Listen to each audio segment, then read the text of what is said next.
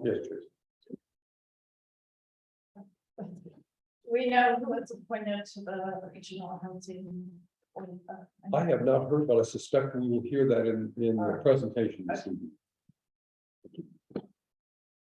Any other housekeeping matters? Okay, at this time, we would love to hear from our adoring public. If anybody in the public would like to speak to us on items that are not on the agenda, please come up. Introduce yourself, give us your address, and you have 3 minutes. Hi, Kayla Marcel, Lake County Commissioner. I just wanted to give a quick update. The city partnered with the county to give some ARPA funding to Bright Start Learning Center, about a year ago. I'm the president of the board for Bright Start Learning Center, and we have reopened and been open for a year. We serve 26 families and are looking at potentially hiring 2 more full-time staff at the beginning of our 2023 year to open an additional classroom. And we're very thankful for the partnership with the school district for that space in Pitts. And are operating at a place now where we feel like we'll be able to be sustainable. So just wanted to say thank you for your contribution of our funding to Bright Start. It has very much helped our community and childcare. Thank you. Thank you, Commissioner. Commissioner, can I ask you a question real quick? Yeah. That's a 4-year commitment against ARPA funds, is that correct? Yeah. And the county's on board with that as well, is that correct? Okay, So it forms in 2024, but it's really helped us provide salaries for our staff that is competitive and make a difference. So we've got a bilingual director and are incorporating that into the bilingual program. So we're really proud of that. thank you very much. Yep, thank you. Anybody else who would like to speak to City Council? Okay, thank you very much. At this time, we have the consent agenda, which in this case is the approval of the September 20th, 2022 minutes. Almost to remove the approval of the minutes from the consent agenda. 30 seconds. Any discussion? Anything anybody had the issues with? We got a name wrong. Okay, It's pretty wrong. It's not just a typo, so. would you point it out to us, please? And the COA conditional use permit to temporary use permit section. Under C. Section H, it says Ron regardless. Spoken favor of the CUP. Should be Ron Bartolos. Virtual, EERTO. That's all I have. Thank you. Then would you modify your motion to include changes? I'm going to approve the agenda with set changes. 30 seconds. Thank you. Any other discussion? Wait, did I say agenda amendment minutes? Close enough. That's the kind of night we're having. Yeah, there we go. All in favor, please say aye. Aye. Any opposed? Any abstentions? Thank you. All were in favor. At this time, we have some presentations.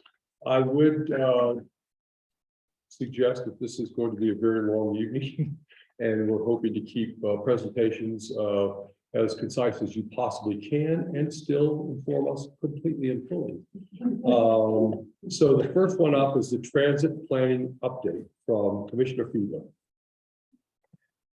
And Commissioner Marcelo, so thanks for coming on your agenda. So we just wanted to give you an update on 2 different transportation grants that the county received from CDOT. Together, one is on transportation safety. They're about $2 million, a little under $1 million for the transportation planning, a little over $1 million for the local transit. Because the city, has a big interest in both of the projects overlap. A lot with city interests. Those $2 million with a 25% Lake County matching.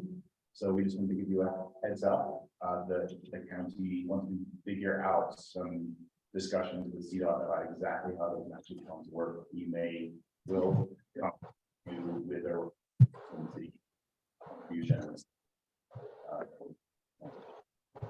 So, 500,000. In what time frame? Well, that's part of what we need to work out exactly with CDOT is those 2 years. I think that will, almost certain that will not happen, certainly for the transit, Right. that will definitely not happen in a single year. And I think realistically, the transportation safety planning will be a 2-year effort. And again, we just sort of wanted to get this notion in front of council. We'll talk a little bit more about why we think the city has a direct look at projects in a second after questions. My question is, when I reviewed the projects, they're all state highway. Why is the state paying? Because they don't have sufficient money. Why aren't they paying for 100% of it? Yeah. I didn't make the rules of their programs. Are you aware that there's a state transportation plan that you can forward these projects? Yeah, so in the region that we're in, that slate of projects is oversubscribed. So these projects were presented to get onto that 10-year planning list, and there's not room to get them all. Okay, that was So, fine. yep, yes. We just feel like we have a better opportunity to make these improvements or have the state make these improvements. If we can hand them an engineered plan that says, here is the plan and why it worked and why it should happen quickly. Yeah, I mean, and having now been to several of these transportation planning meetings over the last 2 years, I mean, there are projects that have been trying to get on that list for almost a decade, if not more in some cases. And we just didn't want to wait that long. Will this $2 million get us through the final planning stages and implementation? For transit, Yes. yes, Okay. it'll get us through to the operational stage. Oh, okay. We also have a grant request in Federal Transit Authority through CDOT for an additional funding amount similar to our MMOF application of just over $1 million. Okay. And we do have a grant application into them as well for a capital acquisition for 2 vehicles for the next phase. And that's through CDOT? Yep, Thank you. with Federal Transit Authority. Okay, And right. on the pedestrian and some general transportation safety in the 4 areas that are outlined in the packet, that the idea there is to get to sort of CDOT approved engineering studies where we're like shovel ready projects that can go after other parts of CDOT or federal money. Because right now we have ideas, but we don't have the actual, specific street engineering. So this is the first step of getting, the planning and design work done on those, so we can then try to get them funded. Any other questions from city council? I have a question. Please. I'm looking at this distribution sheet. Mhm. And I'm a little bit confused about it. I'll say we are too. Just start, like their maps seems off in a couple places, so Well, we it's have, 125% is the match, but 25%. yes, That's what we That- have asked for clarification on from our local TPR that allocates the awards for this multimodal funding fund. so and Because all the other ones Yeah. look correct, Yeah. except for ours. Yep, Yeah, Okay, we, so you're looking into it. yep, Okay. and that's why we don't have a specific number to bring, because we don't understand their numbers. But they Thank you. seem off, Right. exactly like you said, all the 50% match counties seem calculated one way. And our 25% is not calculated the same way. Theirs, ours is more like a third. Yeah. So we're like. So we have Yeah, lots of it makes questions. absolutely no sense. Correct. Thank you. Thank you for And Recognizing that. and that is why we didn't go into too much detail on that. There's some need that question. I realize the transit plan is very preliminary, but one of my concerns is it's also a very thin design. If you have a driver go out sick or you have a bus break down and people are relying on this to get to work or to catch the echo bus or I just would like you to emphasize to parent peers that they need to include something in the program that says what's gonna happen if a bus breaks down, we only have one bus, or we don't have a driver or something. Yeah, so our capital request with the federal authority is for 2 vehicles. So that one is out of service, the other can be in service. So we have planned to implement 2 vehicles, so that we always have a backup. Then we do have a Davy coach with the senior center as well, that would be similar to the vehicles that we're looking at through our capital request. So we feel like that puts enough depth in the fleet to cover that. And then in terms of employment, we're looking at, purchasing a vehicle that may not require a CDL driver, so that eliminates a barrier for us, and then makes it easier for hiring, but definitely making sure that there's enough depth to keep that in consideration with any implementation, for sure. So one of the two could be a 14 passenger instead of a 15 passenger that you're going for. Yeah, Okay. I think so. And we're very in the preliminary stages because we don't actually know what that capital award is, and we don't know when that's going to come out, because that's a separate part of money. So as soon as we find out what that looks like, then we can plan. Any other questions? I would like to say, this is just from me, I so appreciate what the county's done with this, and you in particular, Commissioner Marcelo, Thanks. you've been working on this for years, as we know. And this will be one of the most important things we can do for our community. And we've been wanting it for a long time, so I thank you very much. Yeah, thank you so much. I appreciate the support. Thanks for the opportunity for us to partner in this next phase. All right, And- thank you so much. To do an update. We Yeah. appreciate it. Absolutely.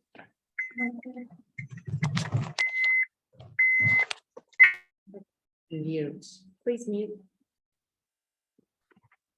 Yeah, sorry, this is Jason with Fair and Peers. I've been having connectivity issues All right. and have not Thank been you. able to speak, speak up, but yeah, thank you for the opportunity, and I'll catch up with the commissioners. Thank you. Thank you, Jason. Jason, thank you. I know your contract is wrapping up, but thank you for all the work that you put into this. We really appreciate it. Absolutely. It's been a great project, and really excited to see that it is moving forward and has some funding behind it now. So great progress. Thank you. Thank you all, and a great testament to the community effort there. So thanks. Good. Next, we have a housing update. Jackie.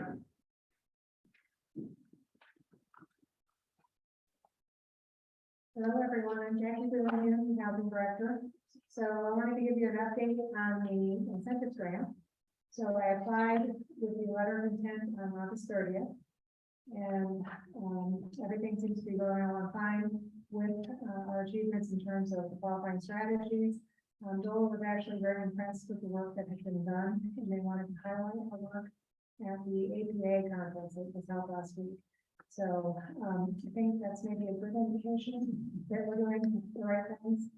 They've also asked for us to be present for the small communities workshop that they're having in Salida next week. So we'll be doing that again. What days is that?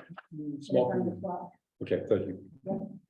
So one of the interesting things that came out of that presentation was Christy Wiseman, who was working with everyone as the planning grant was being applied for, indicated that our community was not eligible to apply for the incentives grant at that time.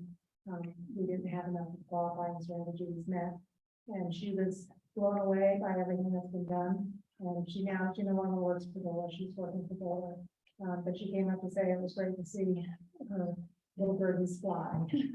So I think that's amazing. The bad news about the Lola grant is they have received 54 applications totaling $93 million in requested funding. So we'll just have to wait and see how that shakes out. Our next step with that is we're going to have a pre-application meeting with Lola. It's going to be a telephone, probably a Zoom conversation, and it's going to be scheduled sometime later this month. And then after that pre-application meeting, they'll let us know who gets to go on to the next round, to actually apply for the grant. I'm currently working on the quarterly update for the planning grant, and I should get that submitted by the end of the week. And we did have our first Leadville Lake County Regional Housing Authority board meeting yesterday, and the board did appoint the 3 at-large members, Cisco Clark, Angela Duhanda, and Clara Wilson, were the folks that were chosen. Our next meeting is going to be October 26th and November 16th. We also, the board chose an attorney, and Tim had asked if she could guarantee her rates for 2 years, and she did that through January 2025. Saw that email. Yeah, keep it Yeah. up. So she's amazing. She was already working on the bylaws. I sent the attorneys all the same packets, and it was interesting to see which had actually read the information and worked on it. So she actually was trying with that. We hope to get the bylaws back from her very soon. That's it for that part of things. And then the policy advisory team is hosting the event October 21st at Freight from 4 to 7. And the Housing Coalition successfully submitted their grant for the HUD programming. And the matchmaking update, very surprising. We have 25 matches. It's been administrative, it's been an administrative lift to keep up with all the folks that have been looking for housing. I think currently I have 134 people looking for rentals. And 130, but this is without like trying to get those folks. And we're trying to get people to open up their home, but we're not actively seeking renters. So that's been successful and exciting. So that is my update. Any questions? I don't know if you know the answer to this, I'm just thinking off the top of my head, but DOLA, are they more inclined to give everybody a little bit of money, or give certain, to fully fund some of the requests and just cut the other ones out? I honestly don't know. They did not expect to give out so much money during that preliminary round. They hope to hold back more money, but they had such good applications that they unfortunately only have $19 million. So Do you suppose they're going to discuss that with you at the time of application? I can certainly ask. Well, good thing to know. Yeah. Any other questions for Jackie? I don't have any questions, just couple comments. The meeting last night I thought went very well. And I think Jackie might be underplaying the invitation to speak at the American Planning Association conference. But she got nothing but praise for her presentation. And I think that is a really positive sign that they asked us to do that. I'll just add that I was there at the planning conference and listened to Jack. She did an excellent job representing our community, and she had a very large audience there. So I think it did well for us. I tried to negotiate if I would die on the stage, so they would serve the community. Thank you, Jackie. Thank you. This time we have a presentation from the tourism panel on their budget. Adam.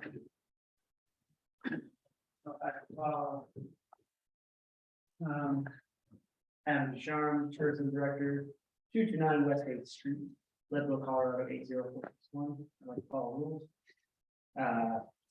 So I'm here to present sort of our overarching budget. We've been going through a budget exercise with the county, so timing this is good. You probably all have the budget narrative as well as the presentation of the 3-year budget.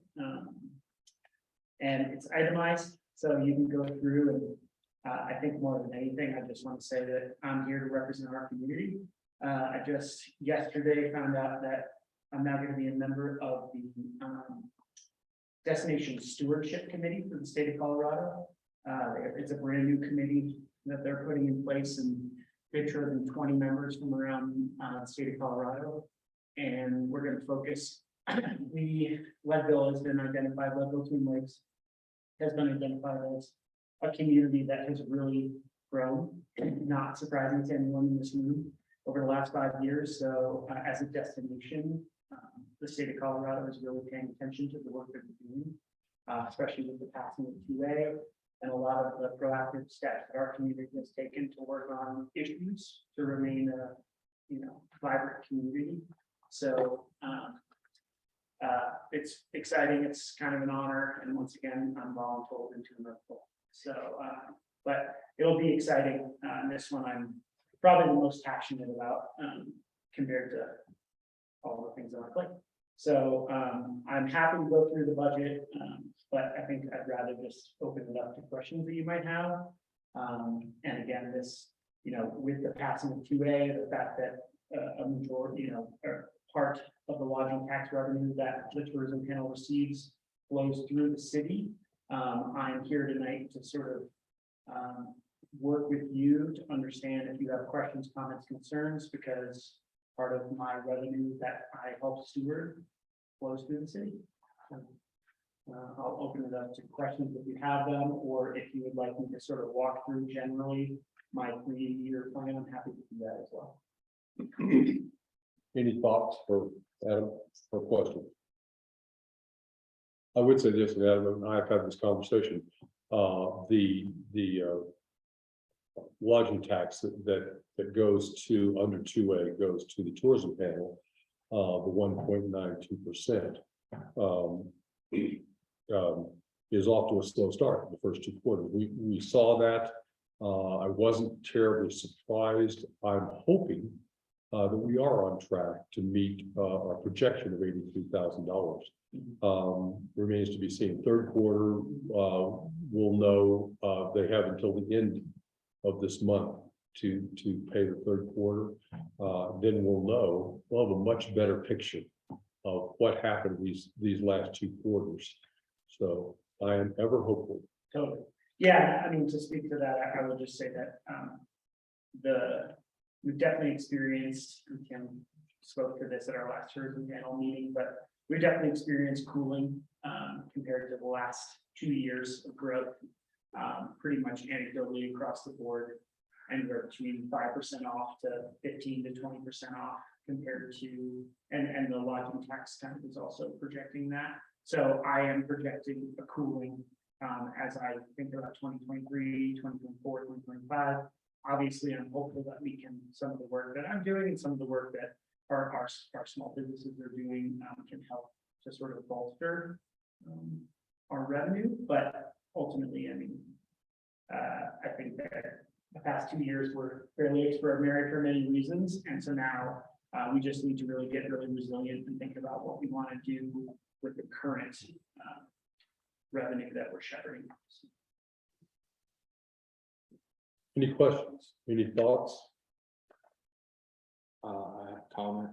Please. I have been attending tourism panel meetings, as I think most of you know. Just kind of as a liaison for the tourism panel to the city. And having a tourism panel director is a major change for the tourism panel. And it's been great to have Adam on board. He does a tremendous job. Presents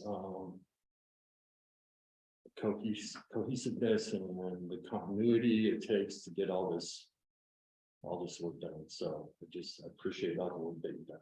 I think it was a bold move by the tourism panel in the county to put that position in place, and it was a good decision. So Excellent. Yeah, and I'm happy to answer any questions anyone has offline. I did email Christian after our conversation at the last city council meeting. Haven't heard back from him yet, but again, I'm more than happy to speak with any community member. Any issues or concerns they might have regarding the work of the tourism panel. Because, you know, I'm definitely proud of what we're doing and where we're going, and especially, as I said, you know, I mean, it speaks to my narrative. I'm here to serve my community first and foremost. You know, the quality of life of Lake County residents is my top priority. Heads and beds, the days of, you know, for old school tourism and, you know, the hotels that I grew up in and helped develop with my family, those days are gone. It's about protecting what we have while sustainably growing in the direction that we all know we have to go and want to go. So, yeah, I'm very happy to be doing this work. I fell backwards into it, but it's the best job I've ever had. Yeah, again, just happy to answer any questions, and I would love to, you know, for me, my main motivation for coming here and doing this too is to be totally transparent, because my revenue stream, you are my bosses, right? My bosses are sitting back there, my bosses are out in the community, but the city is also my boss, because part of my revenue that I shepherd comes from the city. So I just want to make sure that we're all aligned as we move forward. Anything else for Adam? Thank you very much. Thank you. Next up, we have hazard mitigation plan, grant from FEMA.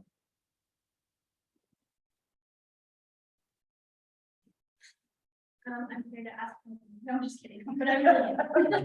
All right, Tony. So the county, recently applied for and received a grant with FEMA to review and update our hazard mitigation plan. The hazard mitigation plan is a multi-jurisdictional plan document, that, incorporates Lake County, the city of Leadville, Leadville Sanitation, Parkville Water, St. Vincent Health, and Lake County School District. Let's see here. The plan needs to be updated every 5 years, and will expire in 2024. A current hazard mitigation plan is required for communities to accept and receive funding for hazard mitigation projects. It's a way for us to collectively assess the risks that we have from natural hazards within the community.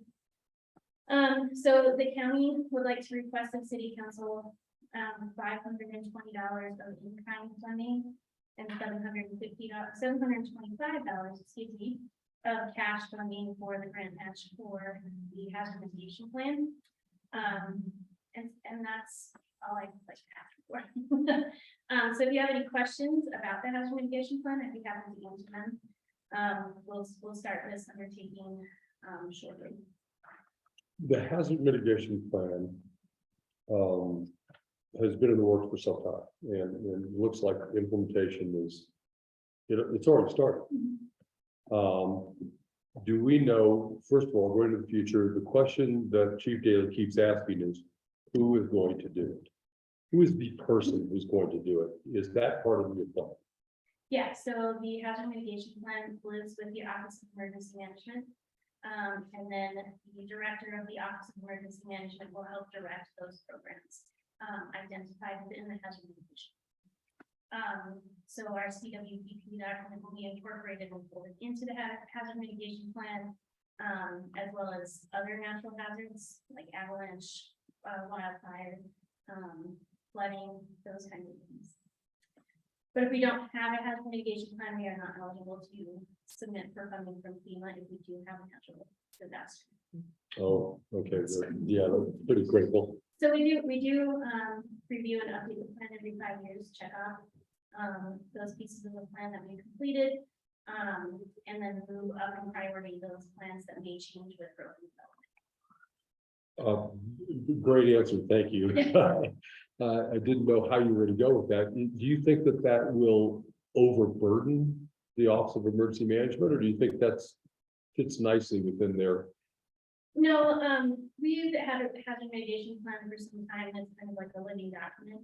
So it really directs the work that they do and gives them direction on projects that they should work on and incorporate in their emergency planning with our emergency operations center. So I don't think that it will overburden them.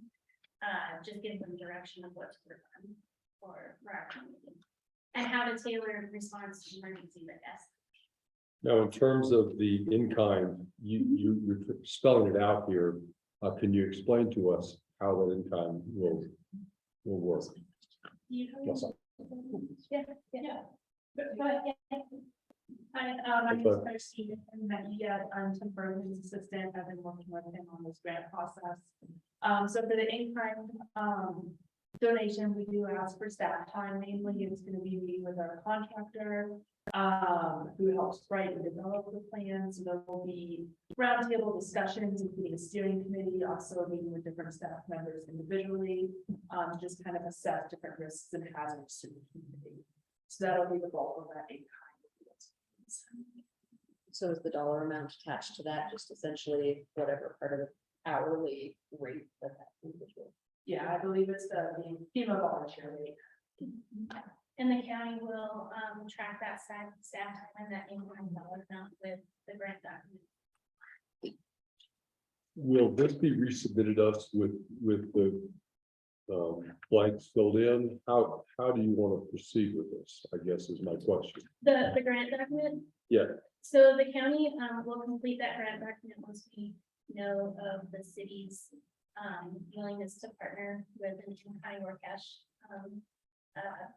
match. But you would need both. Mhm. Okay. Also, if you choose not to, that's okay too. We will take on that dollar amount and we would still ask for your participation in the review and update of our hazard mitigation. Some staff time to help us with that review and update. Thank you. Any questions or concerns to city council on this request? I would entertain a motion to commit both in-kind and cash funds. Anybody like to make that motion? Okay. Thank you. Ransom moves to approve $520 of in-kind funding and $725 in cash to the Lake County for the update of the City of Leadville, Lake County Hazard Mitigation Plan. Jensen seconds. Is there any other discussion? What is that? What is? Where does that money come from? Don't get right again.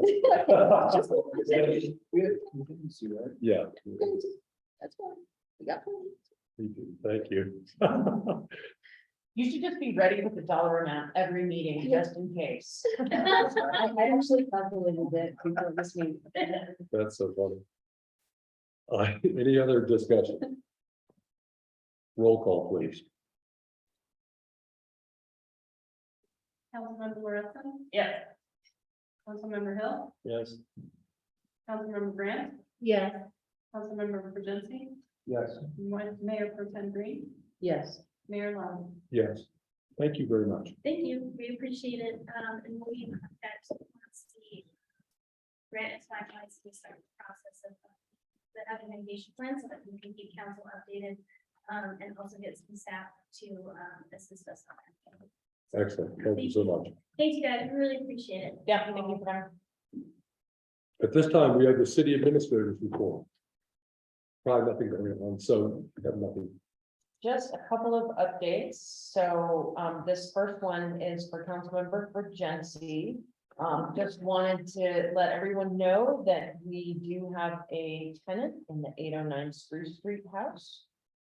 It is serving its intended purpose. It is a city employee. It is our municipal court clerk. And we are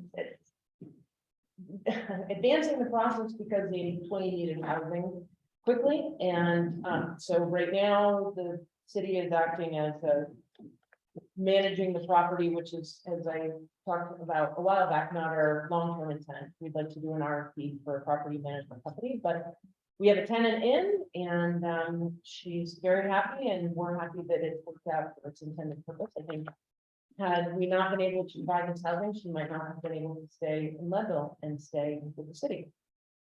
So that's great news. We do know that we still need to work on the conditional use permits, and it is on our to-do list among a bunch of other things. But that is in, just so y'all don't think we forgot about that, it's on our list. We have a new DOLA representative, as you all know, we lost Kristen Dune, it's the city of Salida's gain. But our loss, we have a new representative, Randy Sneed. Randy would like to come up here and introduce herself personally to everybody. But she is our new DOLA representative. I have not gotten a chance to meet her, but she looks forward to working with all of you. That's what she says when she's settled in. Our cybersecurity audit, I think you were here when our auditors mentioned, cybersecurity threats. We conveniently were asked to participate in a cybersecurity analysis, which was completely free to us due to grant funding. We are on track to have that be completed by December 14th. The first round of one-on-one interviews by the consultants have happened, and there will be another round and then a report for us to evaluate. EV charging station, I think the latest is that, I think we got an update from our deputy city clerk that we are now charging for it. Is that correct? We're charging for the charging. I would like to add to that, and Mana's worked very hard on getting this work to where it is. But she did some research and talking to other cities, or people with EV charging stations. And a lot of them were doing like first half hour free and then 20 cents. And I said, my feelings hadn't changed. I don't want to compete against the private sector. So we've established it at 35 cents a kilowatt hour, which is what we understand Circle K is going to charge. So, that's where it is. Okay. And those are all the updates I have for now. Any questions? At that 35-cent rate, does that cover our cost? We're gonna find out. The answer is, this is all pretty experimental. There's not as much information forthcoming as you might think. On this from either Charging Colorado. I'll just say we're flying by the seat of our pants, and we'll see how this goes. Maybe we'll make some.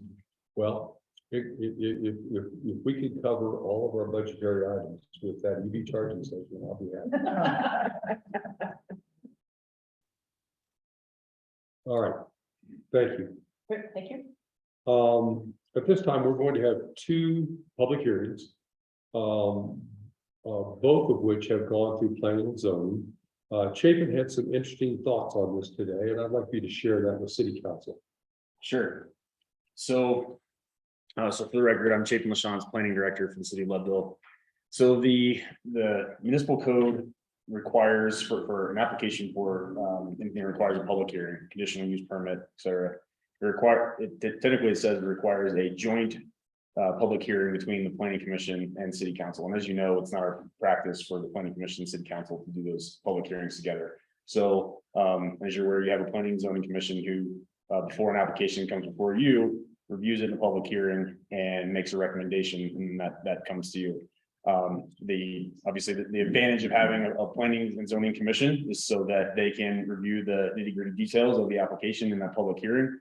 And then when it comes before the council, you can make an efficient and educated decision based on the application. So I just want to make sure that we have two public hearings on the agenda tonight. I just wanted to preface by stating that my intention is to summarize the recommendation of the planning commission and to briefly summarize the main issues involved with the application and not go into the nitty-gritty detail. All of the details for the application are available in writing to the public and to the commission, of course, online in the packet and the staff report.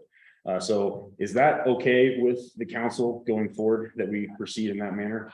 Didn't we receive legal advice that we should not go to the planning and zoning hearings because we might influence them somehow, and so we weren't supposed to go? That's never made any sense to me, still doesn't make any sense to me, and I'm on the planning and zoning by You're saying statute. Yeah. that technically we're supposed to have a joint hearings?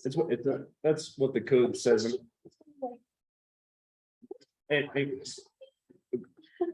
Christiana and I discussed this at the end of last week, and we both acknowledge that that's what's in the code. And so I welcome any her to respond to any questions they had. I wanted to get some feedback from the council. If you were okay with me not going and basically giving the same presentation that I gave to the planning commission for every public hearing. Well, and if that's in code, I have to say, there are lots of things in code to me that don't make any sense. That rises to the top of my list. That it makes no sense to have a joint meeting where then you're listening to one that's advisory to the other at the same time. And to your point, it's very, very confusing. So, okay. But to Chapin's point, as we go forward, to summarize, I believe you're saying all of the in-depth groundwork is being done for the Planning and Zoning Commission, and we don't have to get into the weeds. We have to listen to their recommendation, your staff report, and then make our decision based on that, without going, through the entire process all over again. Correct. That's really the purpose of the Planning and Zoning Commission, is to do a lot of that upfront evaluation for you and then give you their recommendation. Otherwise, we would have some very long meetings if we just presented the same way as we did in the Planning Commission. I will say the information that's in the packet and with the staff report is extremely helpful. Great. Great. Okay. Thank you very much for your input. Any questions for Chapin before we move on? Okay, we have, our first is a conditional use permit, for 0 Day Coffee, and I will go through the public meetings, the public hearing process. Good evening. My name is Greg Lobby. I'm the mayor of the city of Leadville. This is a public hearing before city council to consider a conditional use permit to allow for expansion of the authorized use of the property to include the sale of beer and wine for consumption on the premises, which is considered a bar lounge use by the Leadville Municipal Code.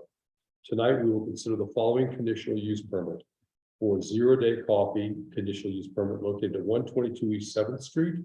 The applicants are Anthony Earl and Avery Williamson, and Avery is here. So, when the public hearing is open, I will first attend to some preliminary housekeeping matters. I will then ask for staff to discuss highlights of the staff report, followed by the applicant to make a brief presentation of his or her case. Then testimony of any individuals in the audience who wish to speak in favor of the application, and then those individuals who wish to speak against the application. The applicant will have an opportunity for rebuttal, which is the applicant's opportunity to respond to any comments made by members of the public.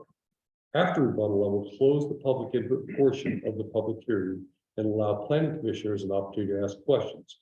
Once the public input portion of the public hearing is closed, we will not accept additional testimony unless it is in response to questions posed by the commission with the applicant. At the conclusion of our questioning, the commission will render a recommendation to city council.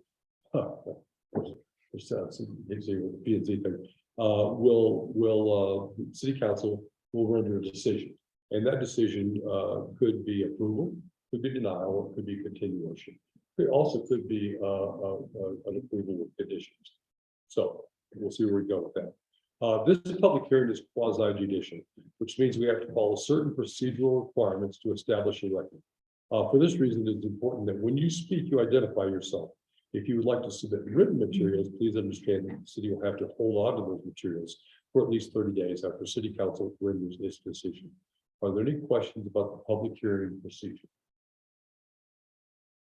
Okay. I will now open the public hearing, and it is 7:41 for 0 Day Coffee. At this time, I ask the planning commission, the city council, to disclose any ex parte communication. Thank you. At this time, I would like to ask the staff to give us their report. Sure. So as the mayor mentioned, this is a proposal to change the use from a coffee shop to a bar lounge use, which requires a conditional use permit required by the code and public hearing at Planning Commission City Council. This property is located at 122 East 7th Street. The applicant is here tonight, Avery Williamson, along with his partner Anthony, and business partner Anthony Earl. The existing property is a residence in the rear of the property and then the commercial coffee shop up in the front. The council at this meeting in September approved a liquor license for the service of beer and wine. That was a conditional approval with the condition that the applicant obtain a conditional use permit for the proposed bar use under the zoning code, which is what is in front of you for you tonight. The property is located in the transitional commercial zoning district, the TC zoning district. This lot is the 5th lot inward in that zoning district from the retail core zone, which is everything along Harrison Avenue. Within this TC district, the conditional use, as I mentioned, is the bar lounge use does require a conditional use permit. The existing use of coffee shop does not require a public hearing. So when this project came, when this change of use happened before, it did not require a public hearing, but because it's going to bar lounge use, it's now a conditional use, which requires this public hearing. If you look at the zoning requirements, the language in the zoning code, it says that this district is created, I'm quoting here from the code, is created to allow commercial businesses, I'm really paraphrasing here, but commercial business uses that are compatible with traditional residential uses. The criteria for the approval of this is listed in your packet. I'll summarize a few of the key points. One of the main requirements is compliance with the comprehensive plan. And if we could pull up page 56 of, yeah, perfect. Actually, I think you're on page 56. We just leave the picture of the building up. No, I'm sorry. Page 50. If we go to page 56, it's actually the future land use map of the comprehensive plan. Page 56 of the packet. You have to zoom in a little bit. Yeah, if you could kind of zoom into the center and right and show the purple and the bar off to the side, the legend off to the side. All right, so as you can see on the screen, the property location is shown there with the red arrow pointing to it. This is an excerpt from the future land use plan of the 2015 comprehensive plan. Reset in the comprehensive plan, there's a section of that is really important. It says reestablishing the vitality of the historic commercial and mixed use block east and west of Harrison Avenue is one of the approaches that guided the development of the future land use plan, and specifically the downtown district that's shown on the future land use plan. So this is not the zoning document. This is not the zoning map, but this is the document from the comprehensive plan that guides these kinds of decisions when there's a zoning question or a zoning application. So it's a critical, this document is a critical component of the comprehensive plan. So as you can see there, the property is located in the purple, which is the downtown area. For reference, the orange area is the residential portion of the future land use map. Once she's pulling that back up, I want to quote something. So that purple area, the downtown area, is intended to reflect the character of the historic downtown and allow additional uses that will strengthen, support, and enhance the core of the city. That's the description for the downtown area. So I think it's staff's opinion, and I don't think that the planning commission disagreed, that the bar uses definitely can, generally speaking, can invigorate, activate downtown areas through all the pedestrian activity that they generate. I went into more detail planning commission, but I won't here. So in general, the staff and the planning commission found that this use is consistent and in compliance with the future land use map of the comprehensive plan. That's one of the main criteria for approval of this conditional use permit application. The second main issue that I want to discuss is that there is a criteria that this use be consistent and in harmony with the surrounding land uses, and surrounding land uses are predominantly single family residential. And this property is adjacent to single family residential uses on both sides, which have houses that are built to the property line. So I think it's pretty apparent that this proposed use could cause potential noise issues. The neighboring property owners do have rights to peaceful enjoyment of their property. So staff is concerned that a proposed bar use could potentially conflict with that. So how staff would like to address this is that, as you know, the council already approved the liquor license. One of the requirements of that already approved liquor license is that basically the proposed use not cause, I'm just going to simplify and paraphrase here, not cause things like noise and other disturbances, and basically nuisances to adjacent property owners. If at any time they're not in compliance with that, then per the liquor license language, that liquor license can be revoked. So staff and planning commission recommend a condition of approval that at all times the proposed bar use be in compliance with the already approved liquor license and the requirements of that liquor license. We've also added a condition of approval that if at any time the liquor license is revoked, that the conditional use permit would also be revoked. And we feel this is an appropriate way to address those we call them nuisance concerns to the adjacent properties and surrounding properties.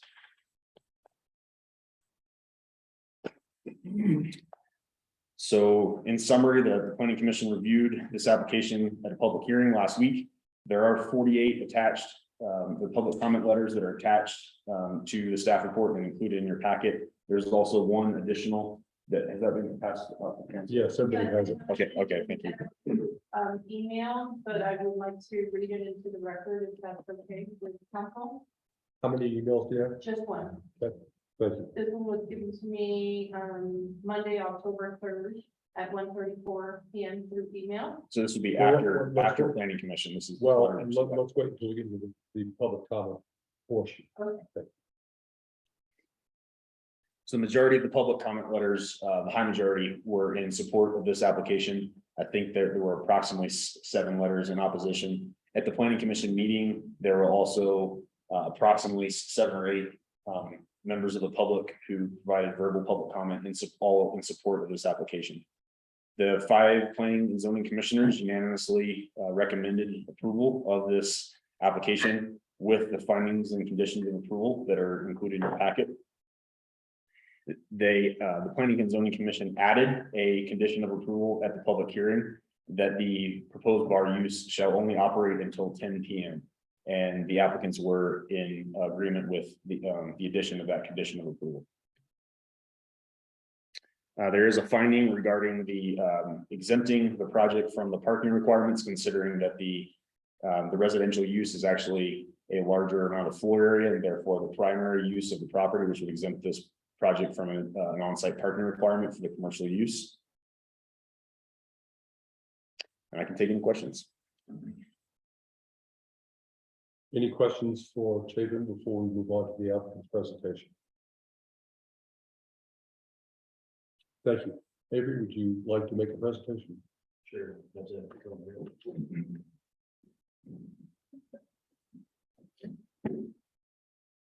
Hey, everybody. You all hear me okay? Cool. My name's Avery. I'm one of the owners at Zero Day Coffee. We just celebrated a year in business 3 days ago, which is really exciting for us. Big deal. Really excited to be here. I love Leadville. I've been coming here for years and years and years. I've been trying to live here for years and years. Actually, didn't even really want to open a coffee shop. I just wanted to move to Leadville. The apartment that I wanted to rent just happened to have a coffee shop attached to it, so I was actually moving that. So we're just a little flavor of the story. I wanted to kind of bolster what Chapin touched on with the comprehensive plan. Municipal Code 17.52.40 is the code that dictates whether or not a CUP should be granted. Point B of that code is that it is in line with the comprehensive plan. The other points are kind of like about text and other things. But I read the comprehensive plan, which was a comprehensive document. And Chapin touched on page 56, which outlines some of the zoning and about the city's future expansion into the 100 blocks on the east side, which I think is clear that we are in a commercial district, transitional commercial district. I want to just touch on kind of page 20 through 23, where we talk about how the city intends to support businesses in their growth and expansion. There's 5 strategies listed in those pages about supporting the expansion of businesses. Zero Day kind of hits on 4 of them. The first being direct business support. Obviously, granting us a wine license allows us to expand, it allows us to hire more people, allows us to generate more tax revenue and reinvigorate the downtown area. This is a direct accomplishment of that first point. The second is downtown support and revitalization. I really love the direction 7th Street is going in. We have a candy store now, a great nonprofit there. The Mineral Restaurant and Delaware Hotel renovation has been awesome, and now us. I think it's kind of becoming a quaint walking district with resources for families like e-bike rentals and places for people to meet and gather like my shop. And I want to see more of that continue to happen. I think the wine bar granting does support the revitalization of downtown, and it gives locals another option and a place not necessarily where binge drinking is happening, but maybe more of an experience that they're tasting is happening, which is really what we're trying to provide. The third point that this proposal supports is tourism marketing. We've exploded in the last year. I have 1,500 Instagram followers, and we do the weather every day. We're actually the only people that do the weather in town. And I have people come into my shop who come to Leadville from all over the country to visit us. We're a niche outdoor gear retailer too, so I've been in the DIY gear scene for a while. And people come from all over to try on handmade tents or test out handmade tents and try on handmade jackets that you literally cannot get anywhere else in the world. So it might not be something, but we had an older couple from Maine just 2 weeks ago say that they watch our morning weather reports every day, see if there's snow and Leadville yet, and if they can come skiing. And I think that that's really special and cool. And then attracting businesses that build economic base. You know, we were owner operated there for a while. I expect this expansion of our business to allow us to hire a good couple more folks.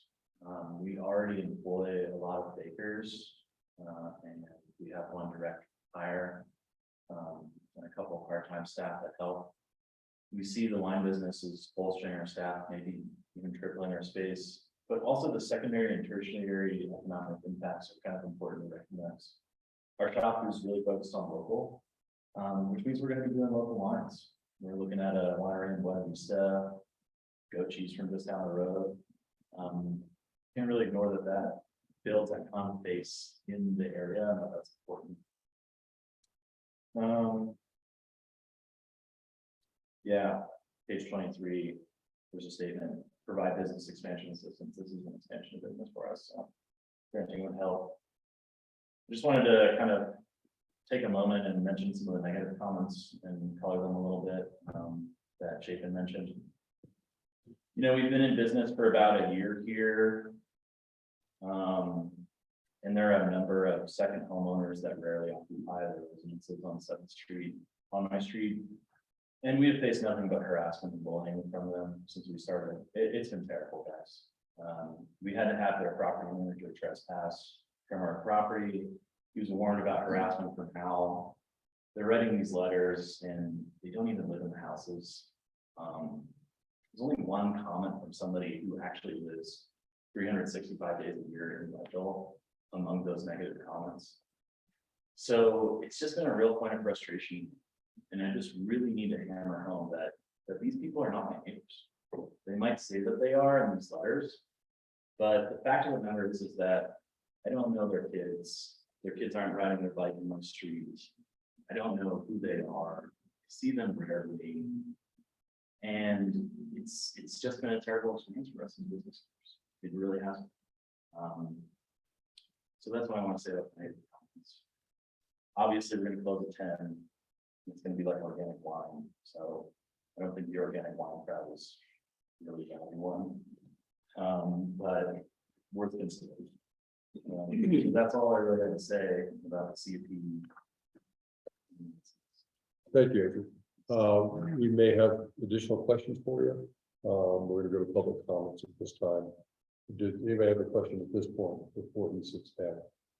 I have a quick question. Do you still occupy the residence at this place? Yeah, we do. And this is actually really cool plan for us. Leadville's a real problem with employee housing.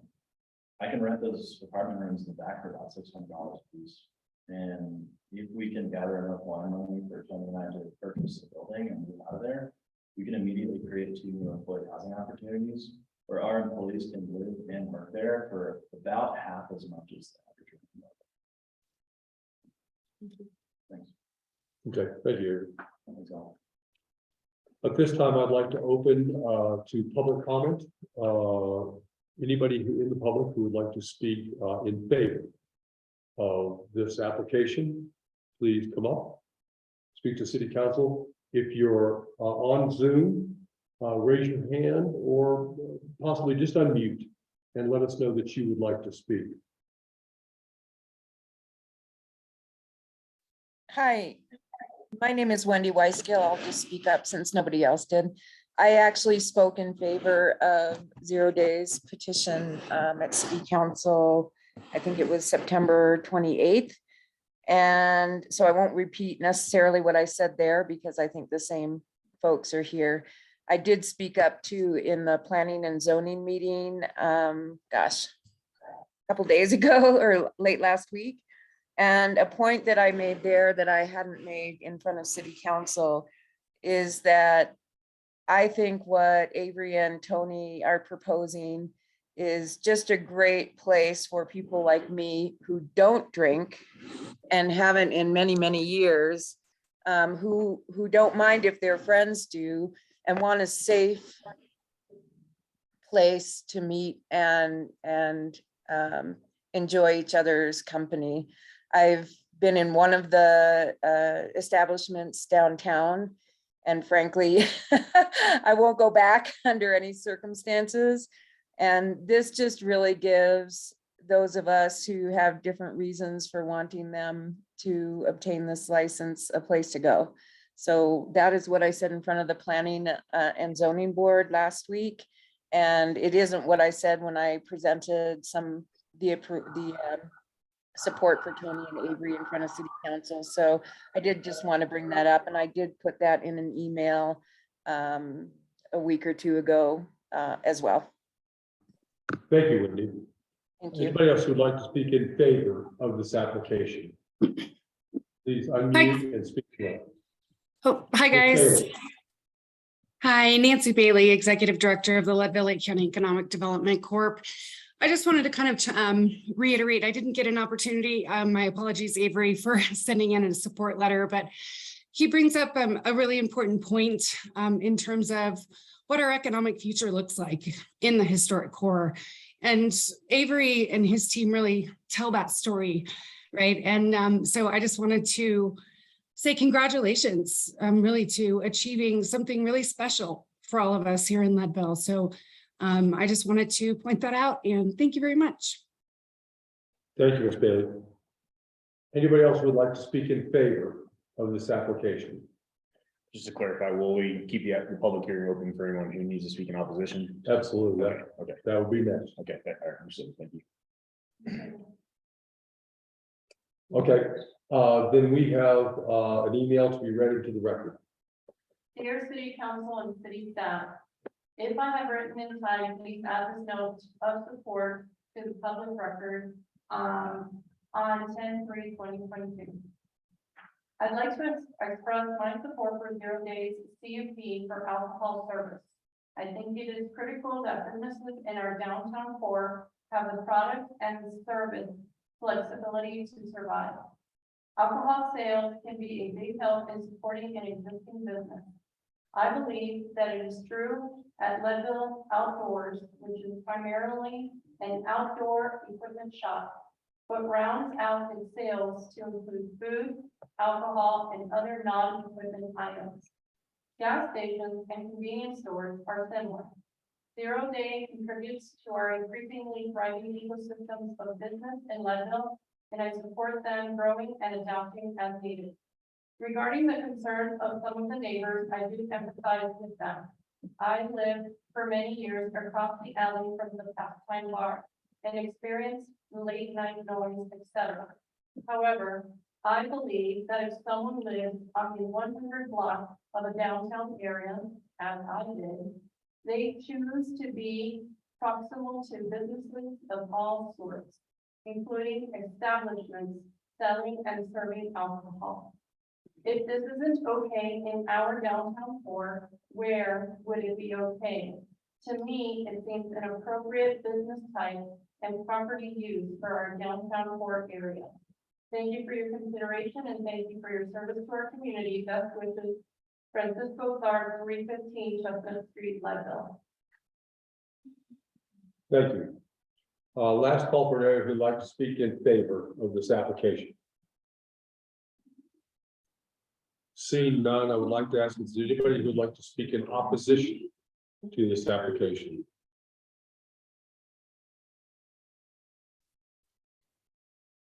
If you'd like to speak to us in opposition to this application, please unmute and, state your name and then speak to us. Okay, I'm seeing none and nobody in city council chambers. Thank you. At this time, I'd ask for a motion to close the public input portion of the public hearing. Moves to close the public input portion of the public hearing. Just seconds. Any other discussion? All in favor, please say aye. Aye. Any opposed? Any abstentions? Thank you. All were in favor. At this time, you have the, Avery, you have the opportunity for rebuttal, but it seems like you'd already covered that in terms of negative comments. And so we are now in deliberation. You can ask questions of staff or the applicant. I have a question of staff in terms of some of the letters in opposition to this expansion. It seemed like some of the content was simply a misunderstanding or just being incorrect about how this area is how it's zoned.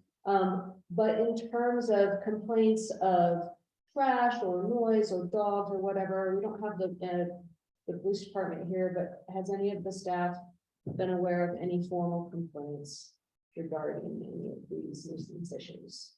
I'm not aware of any, and certainly not any violations. Great, thank you. One for the liquor license, I did not receive one. Any other questions or thoughts?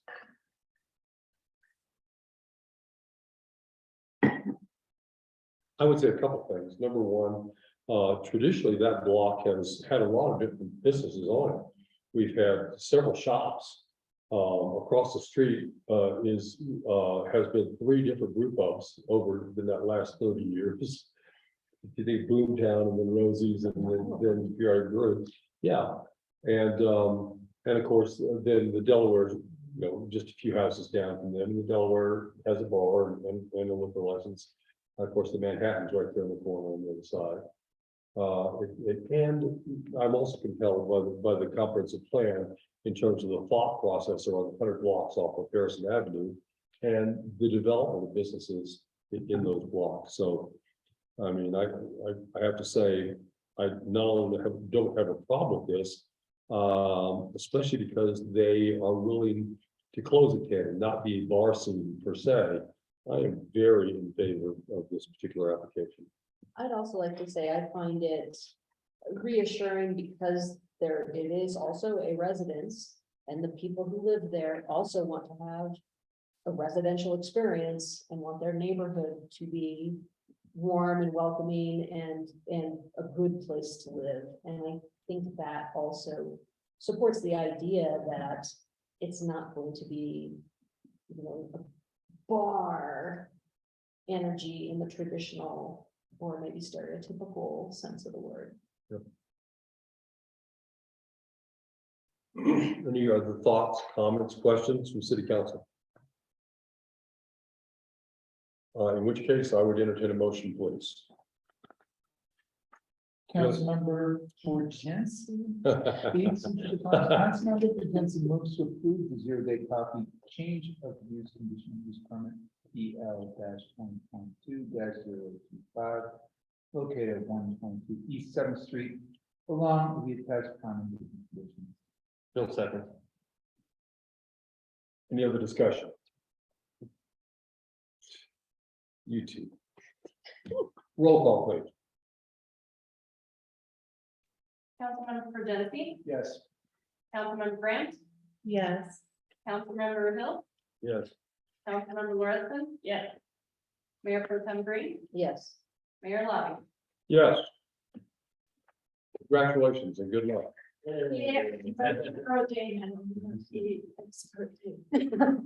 Yeah, I've literally been born. Anyway, that's- So, at this time, it is 8:07 and we close this public hearing. We have another public hearing coming up, but I would suggest a quick 5-minute break.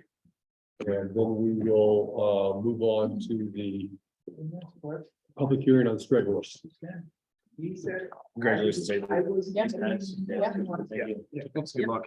I don't know if you've officially met, but yes. Bet you have support after one minute. Oh, that's right. Yeah, Yeah, yeah, yeah, well, congratulations. Thanks. Yeah. Appreciate it. We can all have wine and cheese. All right. What do I do now? Does the state? I'm sorry. What do I do now? So for the liquor license, I'm gonna send her now to the state. Okay. And what I'm gonna do is I'm gonna see if there's- just some bench or remain. I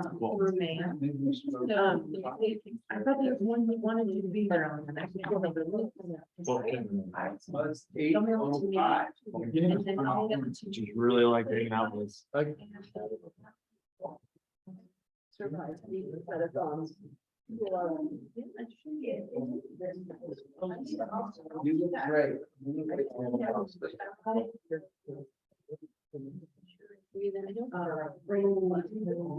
excited, very excited.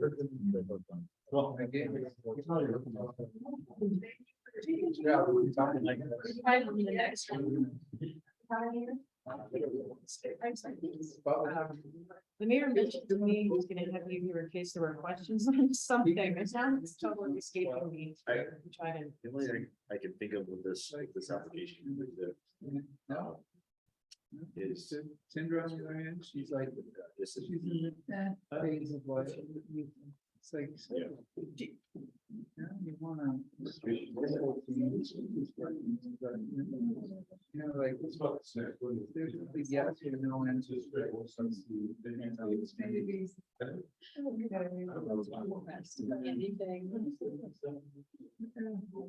Matt was, at 14, I was fired.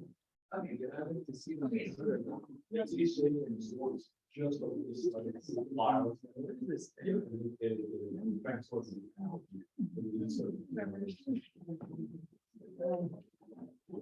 Would love for Henry to be a little bit less fired up. 60. No, not in a good way. But they just. Oh, wow. Seem to fire up there too. Trying to pry them out of.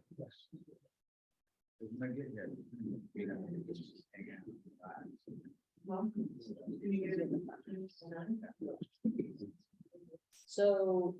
Are you doing it now? Oh, what's going on? Yeah, we had to replace those. About the long-term English. Well, I mean, a good garage in that. I think when you're. Uses a garage. The old days. Trying to get that foundation for. Yeah. It took 6 weeks. Building for a garage. Very. What's that? For a building. And it got held up. They didn't like, whether that architect that puts the pages together, even though all the information was there, they Yeah, wanted. it's this. Just recently. You know, I just heard today, that building department has a plan for the apartment building in the railroad in Yeah. a year. It hasn't done a thing. Oh, the whole thing was, is I started, so what happened was, like, okay, well. It's like $550. Like, oh, great. And like, yeah, I can start, like, and now you'll start reviewing. I think it's a, You have my. 3.5 weeks. I would have paid that out at the outset if I knew it was gonna take. And first of all, I've never heard of somebody accept money and then do the review. Usually you do the review and say, yes, and you get your permit. So something, they weren't very forthright in their process. It's So it's all crazy, you know, 6 weeks. I feel lucky that. Thanks. well, but the city couldn't handle it. Yeah. Well, we would not survive. Unless we hired them. So anyways, it's gonna be a race to beat the snow. I think that's somewhere on your list is. Oh. On our long Yeah. list of costs. That's all. I've been saying for several years, if they're paying a consultant 75% of the total to do all the inspection. And but we're talking about over $100,000 a year. Why didn't they hire somebody? They just don't. Oh, well. One step at a time. All right, let's rock and Oh, roll. boy. Anybody wanna look at the light? Green and orange? Fine. This is it.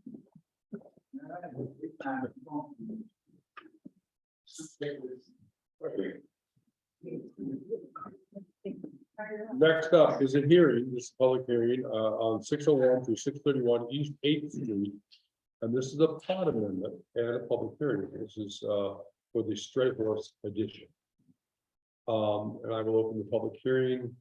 Good evening, my name is Greg Lobby and I'm the mayor of the city of Leadville. This is a public hearing before city council to consider a plat amendment to allow for re-subdivision of 16 existing lots into 13 wider lots for the construction of 13 single-family residences. All right, we will consider the following plat amendment. Straight Horse Edition, block 16, lots 1 through 16, plat amendment located at 601, 631 East 8th Street. Applicant is Jeremy Paddock. And Jeremy, I saw that he was on Zoom earlier. If he didn't fall asleep, he'll be with us. When public hearing is open, I will first attend to some preliminary housekeeping matters. I will then ask for staff to discuss highlights of the staff report, followed by the applicant to make a brief presentation of his or her case, then testimony of any individuals in the audience who wish to speak in favor of the application, and then those individuals who wish to speak against the application. Okay, the applicant will have an opportunity for rebuttal, which is the applicant's opportunity to respond to any comments made by members of the public. After rebuttal, I will close the public input portion of the public hearing and allow council members an opportunity to ask questions.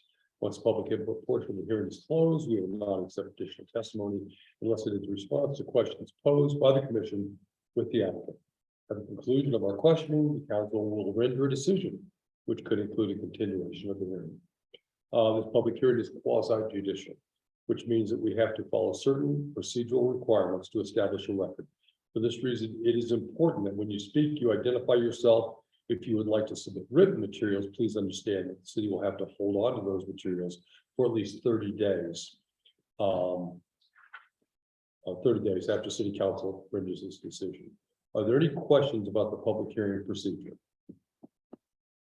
Okay, at this time, it is 8:16 and we open the public hearing. So I need to ask city council members, has anybody had any ex parte communications with this applicant? Okay, thank you. I would ask for the staff report and recommendation. Sure, thank you, Mr. Mayor. So as Mayor mentioned, this property is located on 8th Street. It's a vacant property. It's just shy of an acre in size. It's bounded by 8th Street on the north, an alley that's located between 8th and 7th Street on the south, Orange Street on the west, and Ash Street on the east.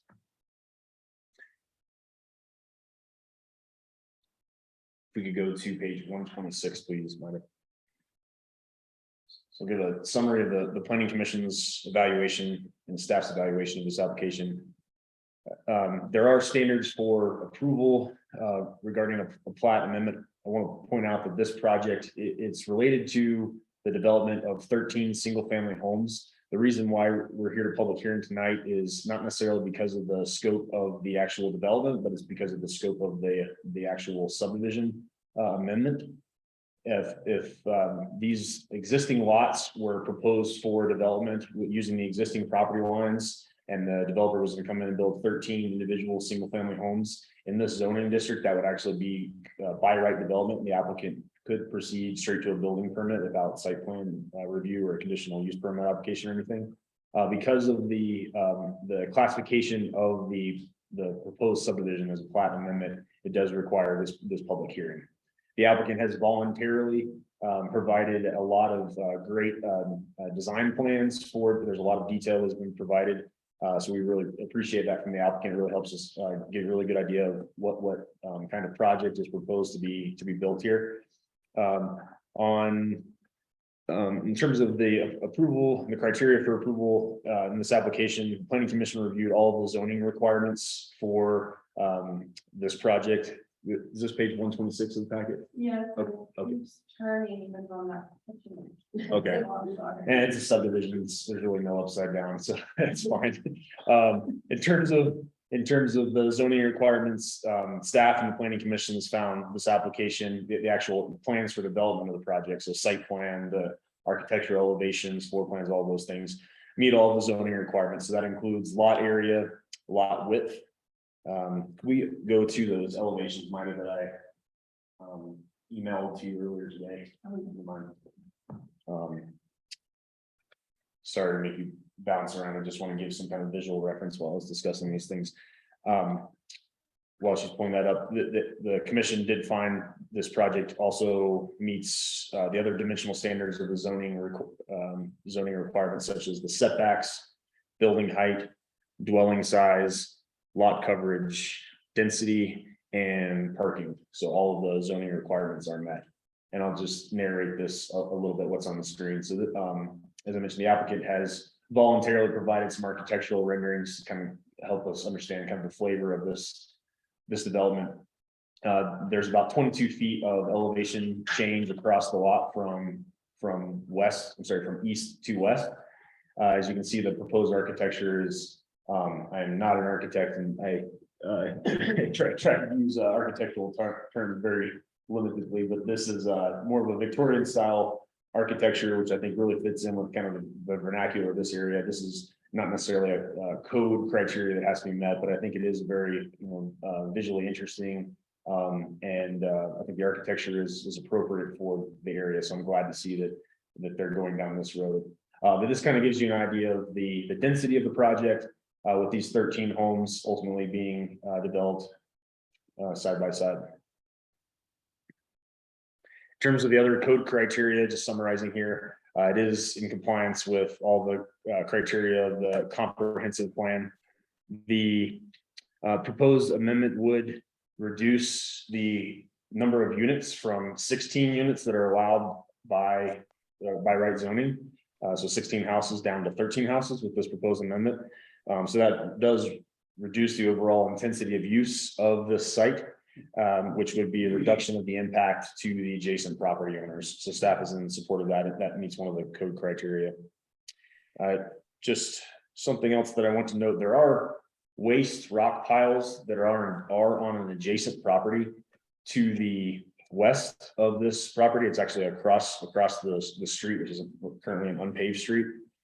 As I mentioned, that's on a vacant property owned by another property owner. I did contact CDPHE, Colorado Department of Public Health and Environment, regarding that, and just making sure we're doing all of our due diligence here, just to see if there's any concerns with soil contamination. That pile is called out on one of their operable unit maps.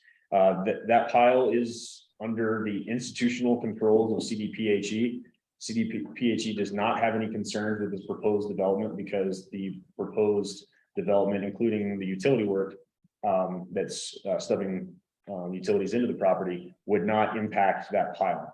And so it's really not a part of this project. But just wanted to put That's wrong. I live in Bronson Creek. They have a sewer going in on the Orange. They've already cut into this waste pile. And they've been blocking our road for almost 2 weeks with no consideration to the residents. And that's just not true. All right.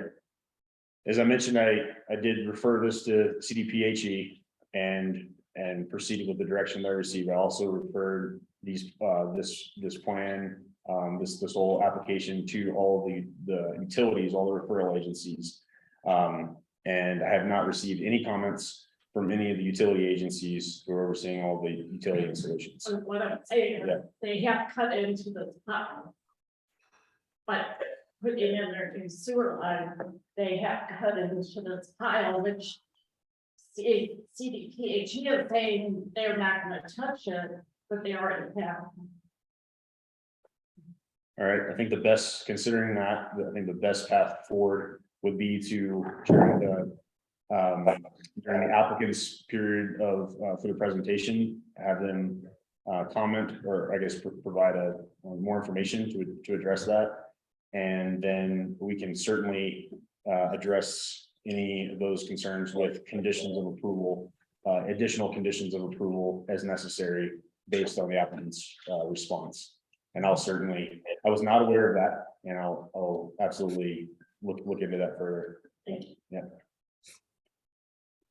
So continuing on here, I'd like to comment. I was aware of that because Jane Gowan brought that to my attention. And then she contacted CDPHE and she was satisfied with the response from CDPHE. That this is all, secondhand knowledge. The conversation I had with Jane, this was like a month ago or so. So I thought I would add that. Again, it's within their plan. Yes, that was tested. But they're saying, so could you get up page 115? Yeah.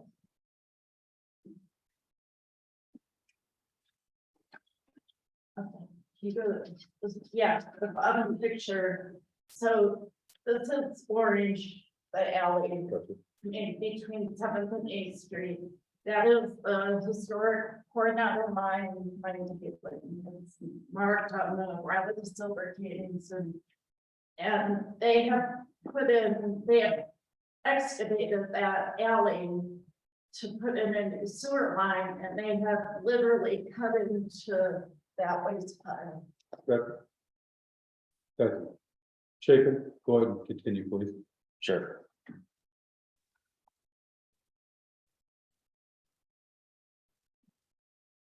So staff has not received any public comments regarding this application. There was a phone call. I think you just referenced the phone call that came into to administrative staff, but we haven't received any written public comments regarding that, other than the phone call that prompted the CDPHE call.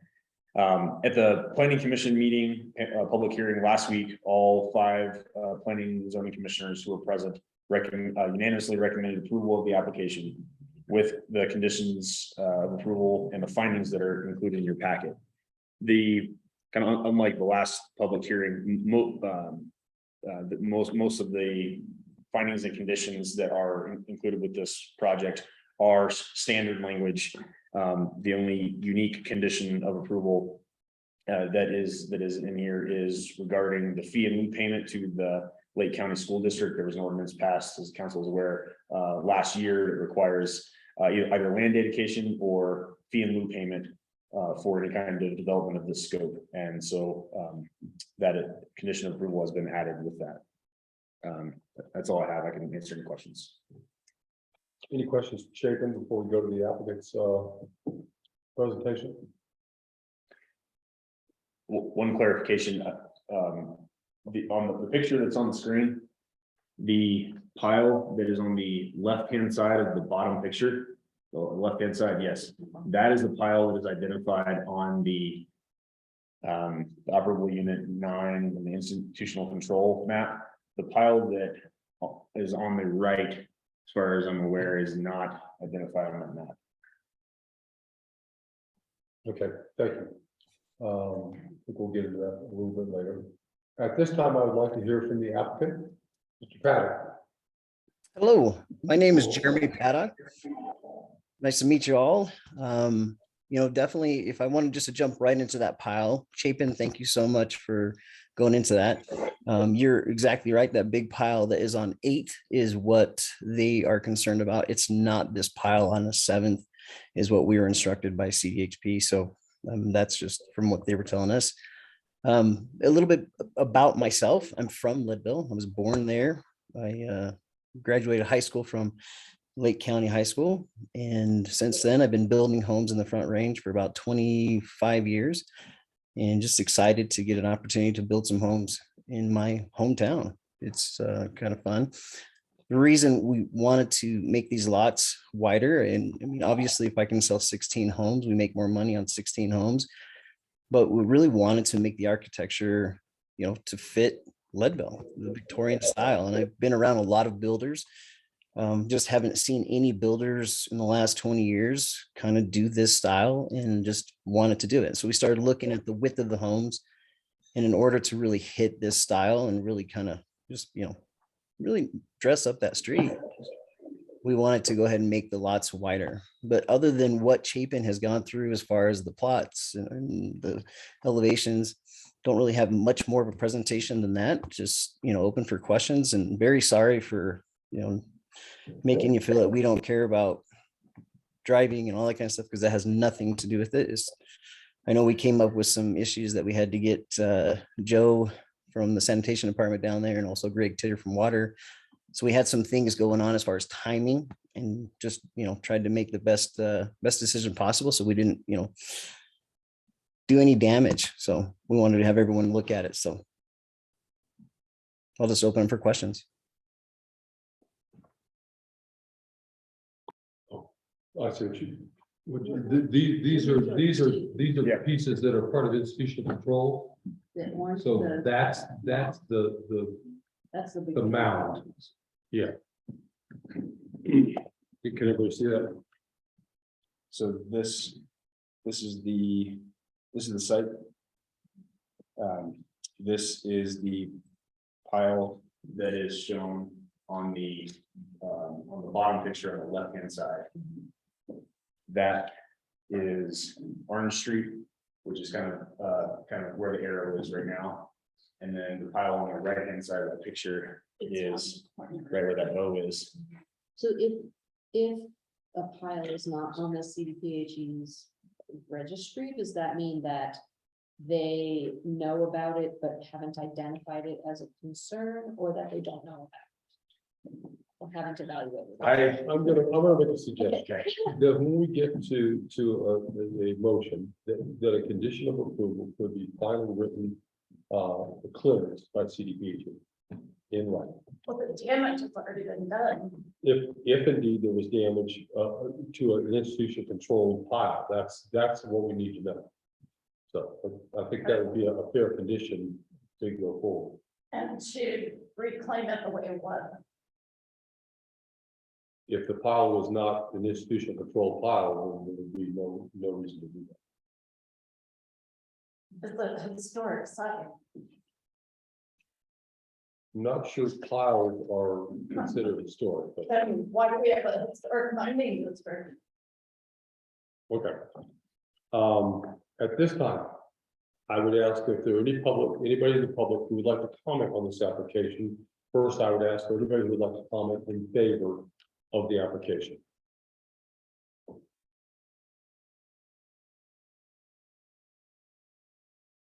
If you're on Zoom, just unmute and speak to us, introduce yourself. Okay, at this time, I'd ask if there's anybody in the public who would like to speak in opposition to this application. Hello, my name is Randy McGill. I live in Logan, Colorado. I actually own some property up there that is it's not in the subdivision. The issue that I have, we've already had 2 instances with construction companies that have been on the property. And the amount that she's referring to is the Coronado mine, which is down at the bottom of the hill, and it has nothing to do with that subdivision. But yes, they have been through it and they have to move out of it. My other concern going forward, when they start the construction on top of the hill, are they gonna have anything up there to keep any debris rolling down on the hill. Or so-called Orange Street, which does not exist. Orange Street is a it's been a path that the locals have used going up and down through there. My other concern is if they're gonna change that to a street, the incline on that's gonna be very steep, and we're gonna be paving it, you're looking for disaster in the winter. And being an island property at the bottom of the hill, I don't want to start getting calls, so I got people in my yard, hit the garage. And you've also got a fire hydrant at the end of that street. I don't know where you're gonna plow that snow, because we have a problem on East Seventh already with snow. So where you're gonna go with that snow and keep from covering the fountain out of the fire hydrant and covering up the snow down on the street, and now we're gonna be responsible to have to move. Thank you very much. Can you spell your last name? Randy, R-A-N-D-Y, and McGill, M-A-G-I-L-L. Thank you.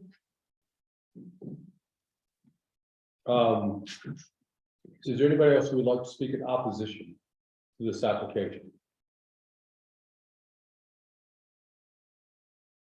Seeing and hearing none, I would entertain a motion to close the public input portion of the public hearing. For Jensen knows to close the public input portion of the public hearing. Is there any other discussion?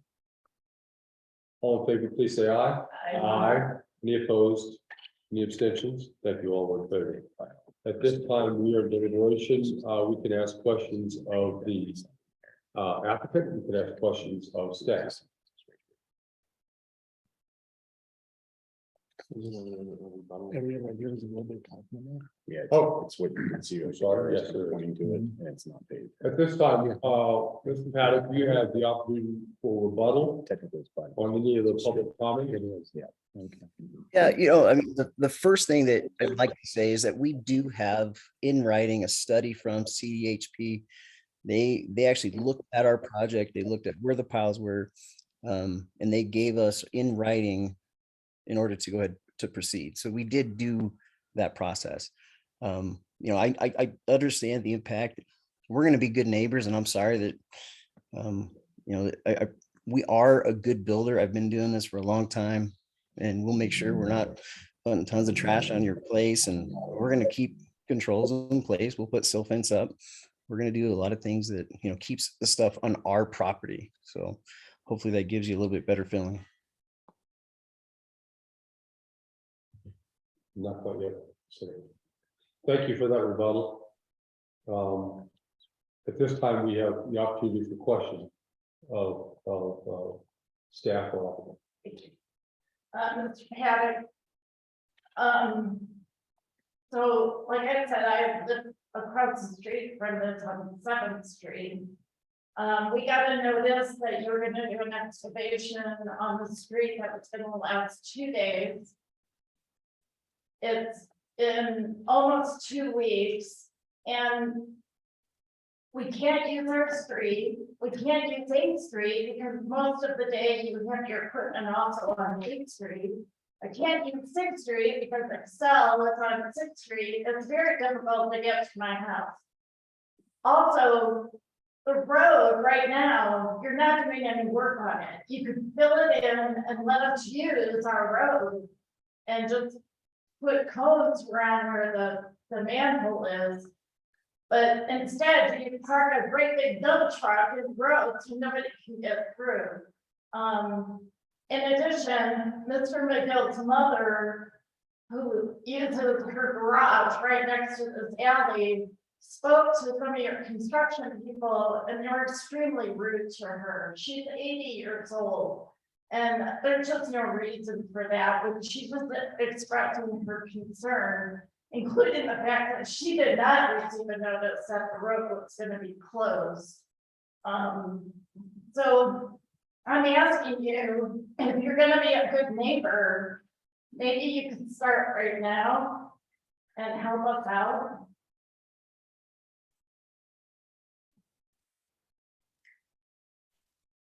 Am I okay to respond? yes, please do. Just so you know, when we open, again, this is Jeremy Paddock. Just so you know that time frame, when we opened up that street, we recognize as a builder that The actual storm sewer that was there in place, it was just in horrible situation. We couldn't make it actually work.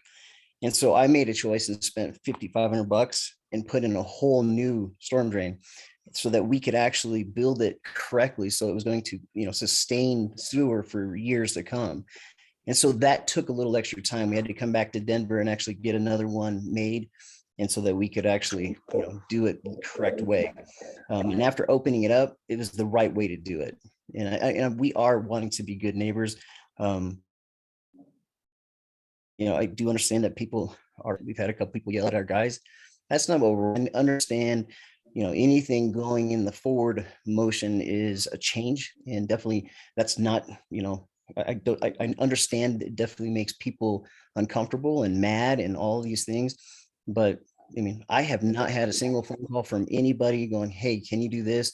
I will definitely look into it and see how fast we can get that backfilled for you. I know my guys are concerned about safety, so they were, putting a vehicle in so no one would actually drive down and in there on top of cones.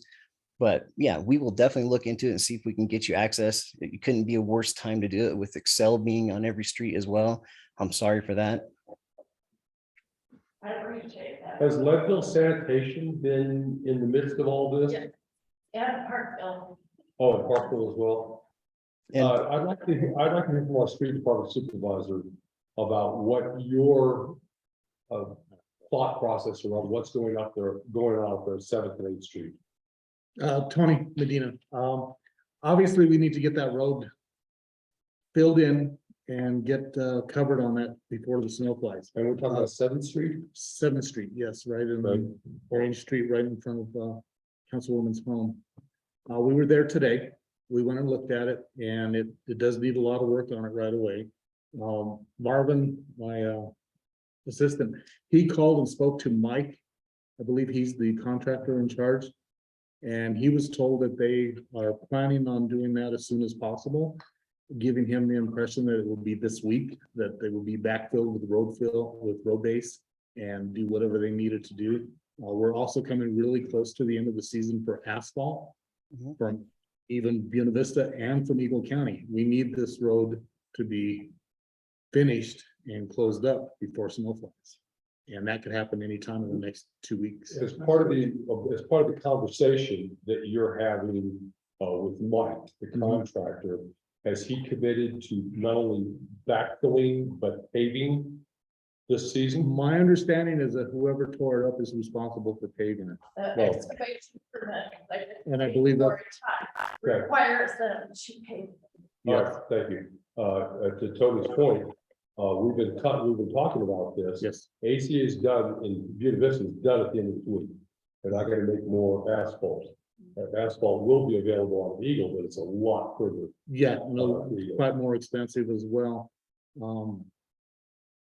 That's the issue with that. Okay, all right, thank you. Now, we're talking about 7th Street. You also had a concern that 8th Street, there was a lot of equipment. that They've was- been blocking 8th Street. I When don't you- know if they have a permit to be doing that. When you say- Not- You say blocking, you can't drive down 8th Street now? They block. Okay, and is that your observation? Yes, they were actually there doing some work. I believe Parkville was also doing some cuts in the road. And they got their little sections cut out and covered. And that may be the equipment that you're seeing too, between the two of them doing some work there. When we drove through there today, yes, the road was closed, but we can get through just anywhere we want to. But we went through there and they were covering up, they were working on them, so hopefully that'll be done soon. We do have the paving company in town that is doing, the company that's doing all the patchwork for us for Parkville and sanitation right now. They're working on the last couple of days. They finished our 6th Street and our 2nd Street and all this. So they've been working on those patches now. Wherever they're in their stage now is where they're gonna be. Sitewise is another company that's working as well, so we gotta check and see if they're doing it. Yeah, so they're probably doing the Excel stuff, and then, so they're responsible for doing their own as well. They have their own crews for that. Okay, So everybody understands that it's gonna be within the next week to 2 weeks. They have to close everything up. but this is something you feel like you have communicated well with them and they have been informed that this has to take place. The conversation Marvin had with them today, that's what I understood. They understand that we need to get that done soon. I would just ask that you follow up on that and make absolutely sure that everybody's on the same wavelength.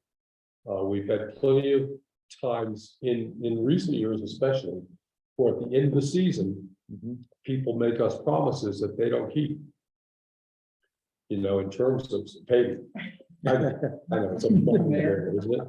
Yes, please. Mayor, I do have a couple questions just to understand this, and then a comment. First question is,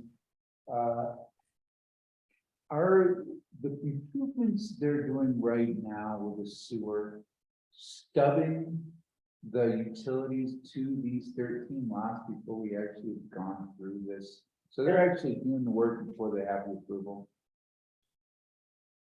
I would assume so, yes. Because they can build 16 right now. Well, what Right. I'm saying is that are they studying it for 13 before they have this plat amendment? I don't have an answer for that. I'm Well, asking. they're not studying for 13. Am I allowed to talk? Yeah. But, Yeah, you know, they- absolutely. yeah, go ahead. We did do a plan for 13, and when we originally started this process, we were told by the town that we would do a simple walk-in lot line adjustment. And so it was, yeah, this is a no-brainer. And as Chapin came in, he decided that this needed to be a lot line amendment to go through this process.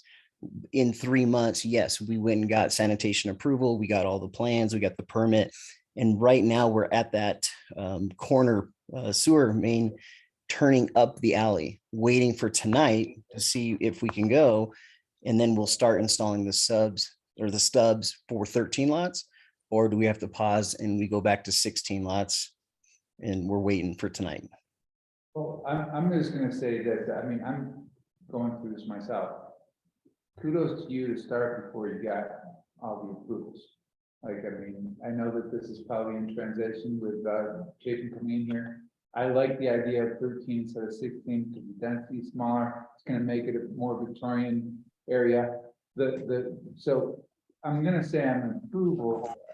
I'm in favor of this, going from 16 to 13.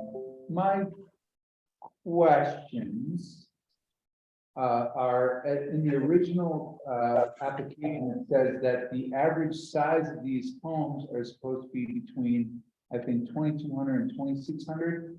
And what I'm looking at here is 3,500 square feet of living space for the Victorian homes. It brings into question, and this is more of a comment for the city council. When we have this, we have 13 homes that's going to be constructed for probably close to $800,000 a piece or more. Where does affordable housing come into play in these types of flat amendments where we are about to construct 13 homes for people that I don't know who in Leadville right now can afford a home. I mean, I can't. I can just speak for myself. I'm sure there's plenty of people. So this isn't against your proposal here. What I'm saying is, where is our responsibility to our community to have some sort of affordable housing attached to these types of subdivision plots?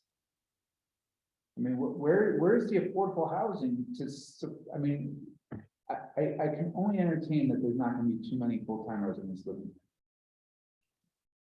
Okay, thank you. What do we do, man?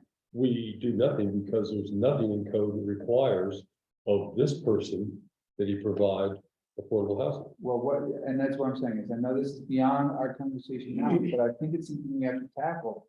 Is once again, here we have 13 homes about to be constructed, 0 of which is affordable housing. I would not disagree with you, but I would say we are tackling it in different ways. In the rural parcel, in the possible city parcel, in funding a housing authority. We're doing all those things. We're just not doing them on this particular subdivision. we're gonna run out of subdivisions to do affordable housing. I was provide a staff response to that concern. So, so you do not have an inclusionary zoning component to your zoning code. And, so the application that's in front of you is subject to the existing code. And without that inclusionary zoning, they have no legal obligation to provide it. And so when you're evaluating the application, we have what's in front of us and what's in the code now. You can certainly use that to motivate you for future code amendments. And my ears are open, my door is open to work on that for you. But this application in front of you is not subject to any kind of inclusionary. And I completely understand that, and I am for this, like I said, I'm in favor of this. I'm just saying in the future. This is our legacy without having some sort of inclusionary zoning. And if we continue to go down this path and getting this going, we're just gonna build homes for people that live here part-time. Beautiful homes at that. I would say we're tackling this another way. So We gotta work that do it. through. Could I speak one more We're time? working hard at it. I'm sorry, yes, Could I answer about the asphalt? Would that be okay? yes, go ahead. It's really quick. We've been trying to get the asphalt company from Leadville that's there to call us back for the last couple weeks. We have not got any response, but it sounds like they're super busy with all the street cuts they're doing for Excel and Parkville. And so we did outsource it from Eagle, and it sounds like they have a window this week or beginning of next. So I do feel we have that covered. Thank you for that response. We had the same conversation today about where asphalt's coming from, and everybody's in the same boat. We've finished our big paving projects, but there are a lot of little paving projects that need to take place before it's too cold to proceed. Can I ask one question Please. to Jeremy? Yes. Who was the company out of Eagle County that you contacted? I got the phone number from Marvin or Marv. Okay, that is the guy we're using. Yeah, so Martine. we are on the same page with All that right. then. Good. Thank you. And if you can lean on them, I would love to use them, but we had to go outsource. So, any help you have. He's from Eagle County. That's why he has the contact in Eagle County. But he's gonna be in town again tomorrow, and I'll see if I can get with him and find out what his status is with you. I appreciate it. Thank you, Danny. Just a couple questions. Mr. Pratt, I'm wondering if you could respond to the concern by Mr. McGill about any plans to pave a very steep portion of Orange? Is that or Orange? It's Orange. It is Orange. Or not, or Bird Alley? I guess I don't quite understand the question. As far as paving Orange, is that you're asking if I'm going to pave Orange? Is that part of your? No, it's not. So then my other question, or just, I guess, comment involves, the Coronado tailings pile that, other tailings piles in our historic mining district. Even though the hazard has been mitigated, there was a requirement that they be restored to somewhat historic appearance. Or the cake layers up there, and so do you think it would be reasonable, even though we can call them rock piles, but they do lend a particular appearance to the historic mining part of our town, and I think it might be reasonable to discuss what maybe might be taken to restore the Coronado pile to its original appearance. Any other comments on that? We know that that's a Coronado pile, right? That's a big question. That's where I'd like for CDPHE to be involved. It's their I call. mean, the sign right here, it's site number 8 on the round of the silver. You can see that rough sign of, it's like a mining sign, for the Coronado mine. Okay, And I, just for history's sake, in case you all don't know, the Coronado mine was the mine that first went on strike. After I lifted silver. The government was subsidizing silver. It is a historic site. then we're in deliberation. Are there suggestions on how to go forward?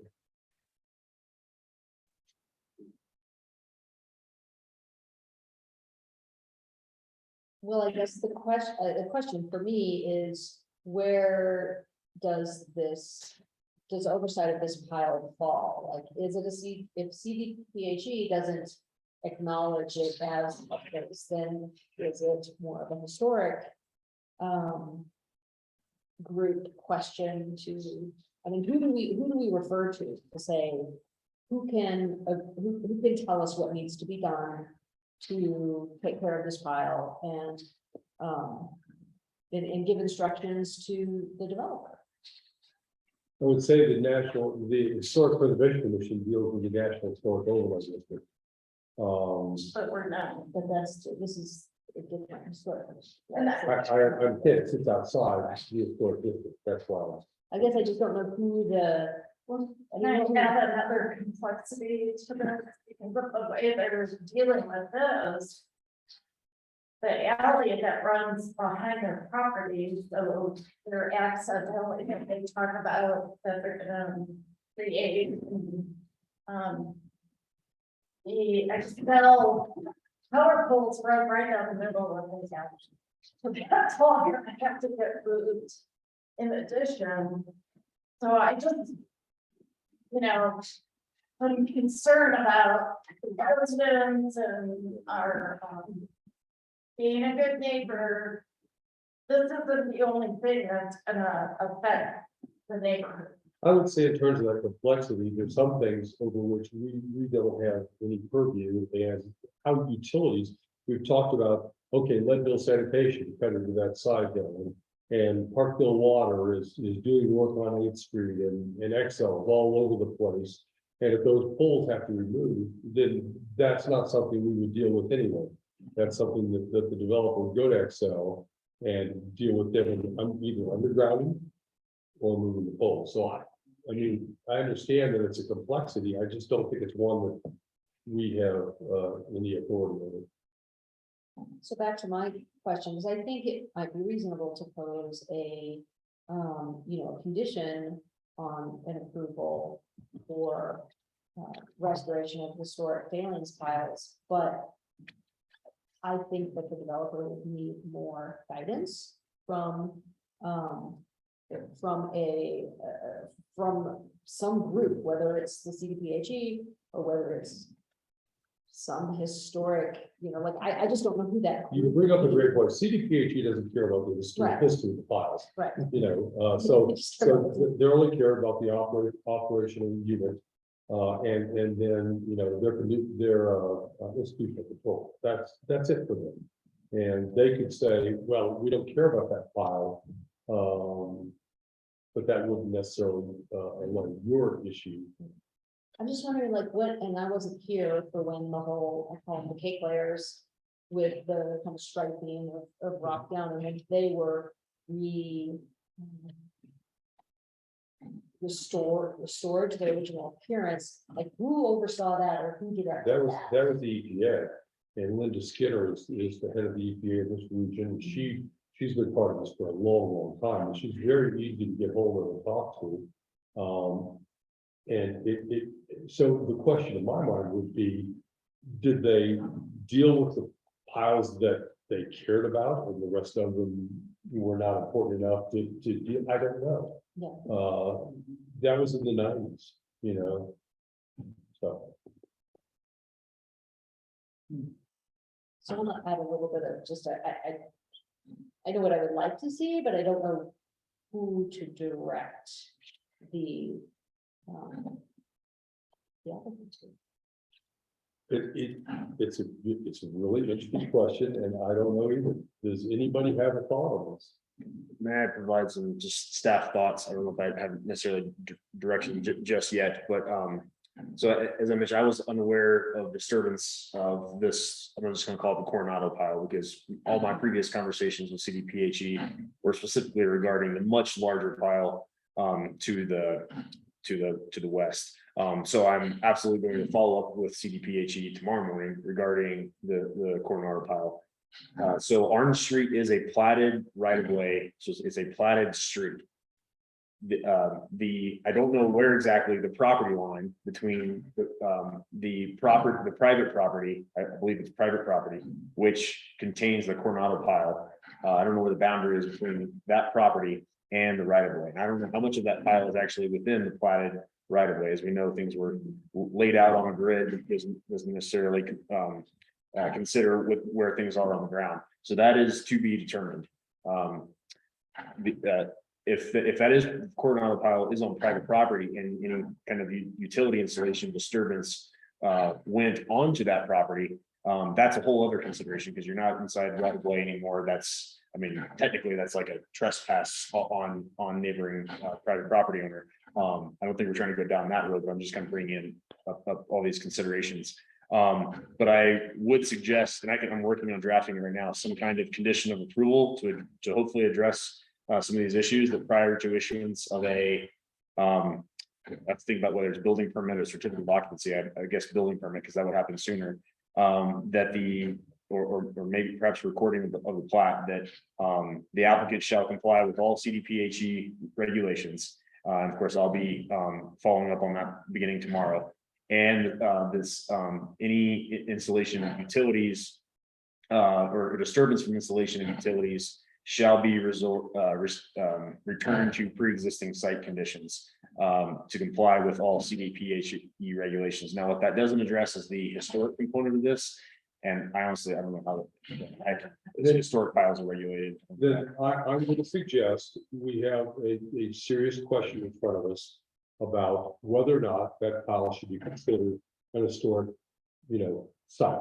If it should, and I think we're gonna have to rely on Chapin to get to the bottom of this, and I don't know if there's any authority over that pile as a historic site, but I'm willing to consider that we should do a little deeper research. Does that sound okay? In which case, we need to consider a continuation of this, and I apologize to the applicant, but that's what we have to do right now, in my opinion. The other alternative here is to add to that condition of approval that any site disturbance shall comply with all and I can't remember the chapter in the code, but all the historic district regulations. And I was just looking at it a few hours ago, the historic district regulations do talk about, I can't remember the terminology, I think it's a substantial modification or an insubstantial modification. And substantial modification includes certain things that you do on a site. I just have to look into it and see if it deals with the pile. Refers to buildings, not piles. Well, it does discuss modifications to a site.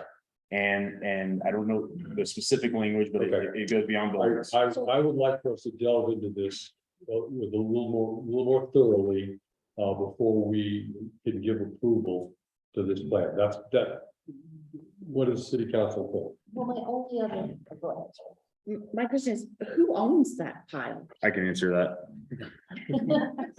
Well, town. it would appear that it's on the property. What's that, Jeremy? So I dealt with Ann Schneider because the Chamber of Commerce owns those lots. And so we don't have approval to even touch that property. And so we've actually cut the alley and kept away from the property line. Property, we haven't touched that site. I've never heard of any dirt pile becoming or is a historical dirt pile, so that's unique for me. Haven't touched that. I guess my other thought is that this applicant would not even have to come before us at all to proceed with a 16-lot development. The whole issue here is the redistribute or the changing of the lot lines so they can do 13 instead of 16. So I'm a little uncomfortable saying, well, you can't even go forward because with anything until we answer this question, because 16 units we wouldn't even be here. But I do think we could add some conditions that are a little bit open-ended, or I hope we can, that would allow this to proceed, but with an understanding that there's going to be some resolution of what happens to this pile and how is it treated. Okay, can I ask you looking at this, basic plat, from the 1880s or whatever it It's is. a fire insurance rate map, the Sanborn map from 1996, yeah. Okay, and we can see orange, and we can see the one pile there on the west side of Orange. Where is that other pile that got, that's what I can't see. Right where the shaft is, Yeah, keep where going the actual mine was. right there. on the corner there. Oh, it's not even in his property. No, Oh, for crying out loud. Yeah. Then he has no control over this. And he has- Except he's tearing it up. He didn't though, Leadville sanitation. That's a Big difference. What's that? It was because of their construction now. I understand. So we have to, so I guess Leadville sanitation is the one that's held accountable liable for doing that if they went in. I tend to agree. This is when Jane had called me and she was concerned about it. And then I said, that's gonna have to be a CDPHE matter. Didn't refer to me it could be a story matter, but CDPHE matter. And she did contact CDPHE and they told her that they were okay with it. Now, that's from a CDPHE standpoint. Again, we have to consider those things separately in my mind between the historic nature of that pile versus. But again, what was the question she asked, was it if they disturbed this pile, is that a problem? Because CDPHE wouldn't even know that he was excavating that alley. Right? They did though, because she pointed it out to them. That was exactly why she called But did she only call from did she only call from a safe? Yeah, precisely. them. Yeah, it wasn't, that's where you have a disconnect here. It's my opinion now, seeing what we're looking at, that this developer, I don't know that he has any piece part of this, because I don't know that he tells Leadville sanitation how they're gonna run their lines. He had to send them, in fact, tell us, Jeremy, did you have to send them engineering drawings, and on those engineered drawings to Leadville sanitation for them to approve this line? Did it show that it was cutting across that mine tailings file? It shows exactly where it's going down the middle of Orange. I think there's a little bit of miscommunication here. They're going down Orange, which is, a street. They did have to cut into the pile in the city's property there on that street, but we have not touched that property at all. Okay. Just haven't Okay. touched that on the backside or the side or the front. We have stayed in the actual easement line. And we went that direction instead of coming down the alley between 8th and 7th. So we didn't have to cut through an actual pile that CDHP is worried about. They are not concerned about what is on this lot. It is not part of the fund. So it wasn't of concern to them when we got the findings. So they did an actual study and we sent all of our drawings, we sent to the plan, we sent everything to CDHP, and it came back that they are not worried at all for where we're at. Well, I think we can accept the CDPHE has been a problem with what's happening. The question now will be, do we have a problem with what's happening from a historic standpoint? And our problem is not with the developer, it is with Leadville sanitation. Okay, sorry for all the confusion, but these are excellent conversations and excellent points. I would like to see us, then I changed my mind, I think we should go forward, but I think we should have a condition of approval be that we need written approval from CDPHE. This project is meeting their requirements. I would feel better about that than just somebody made a phone call and they took it. Okay. No, I agree.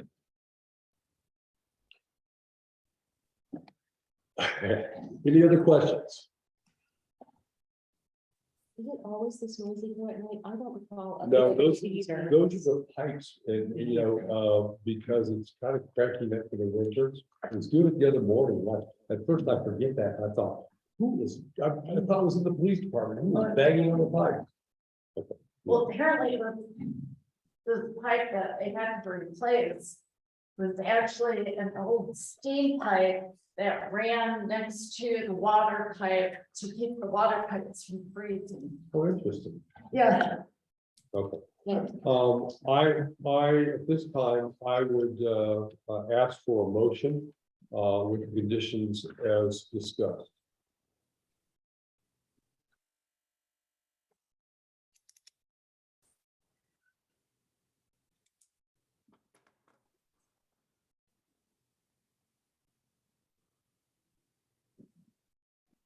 So it's just a suggested condition of approval.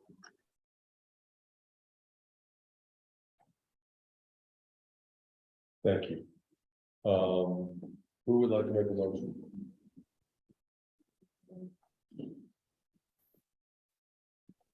Well, are these also with the findings and conditions, but that's an additional. condition? Additional condition. You should probably just say, add as a specific condition of approval and say and renumber thereafter. Begin at the top. Page 120.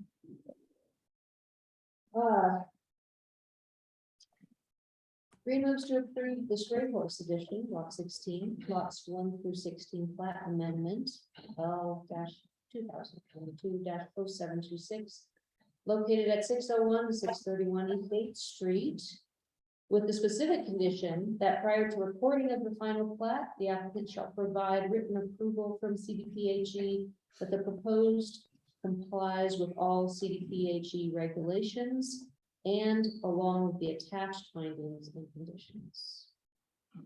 Bill second. Is there any other discussion? I would like to remind them to be a good neighbor to help make sure that people can get to and from their homes and their properties. Thank you. Roll call, please.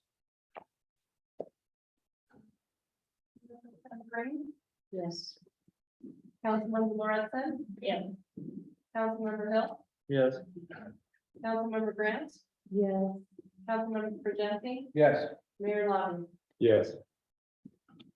Very complicated. Next steps, we may have to go to, and actually there are meetings tomorrow night. Or is it? Yes, tomorrow night, sorry. At 5 o'clock, I'll go and just ask them, I mean, not quite sure how they'll do that, but I need to bring it up, that they have cut into the Coronado mine tailings.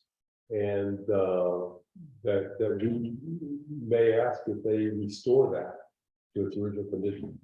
Does that sound okay, everybody? I don't even think you should include the May, we asked for the story. Okay, Yeah. you bid. Okay. Thank you all very much. Thank you, Mr. Levin.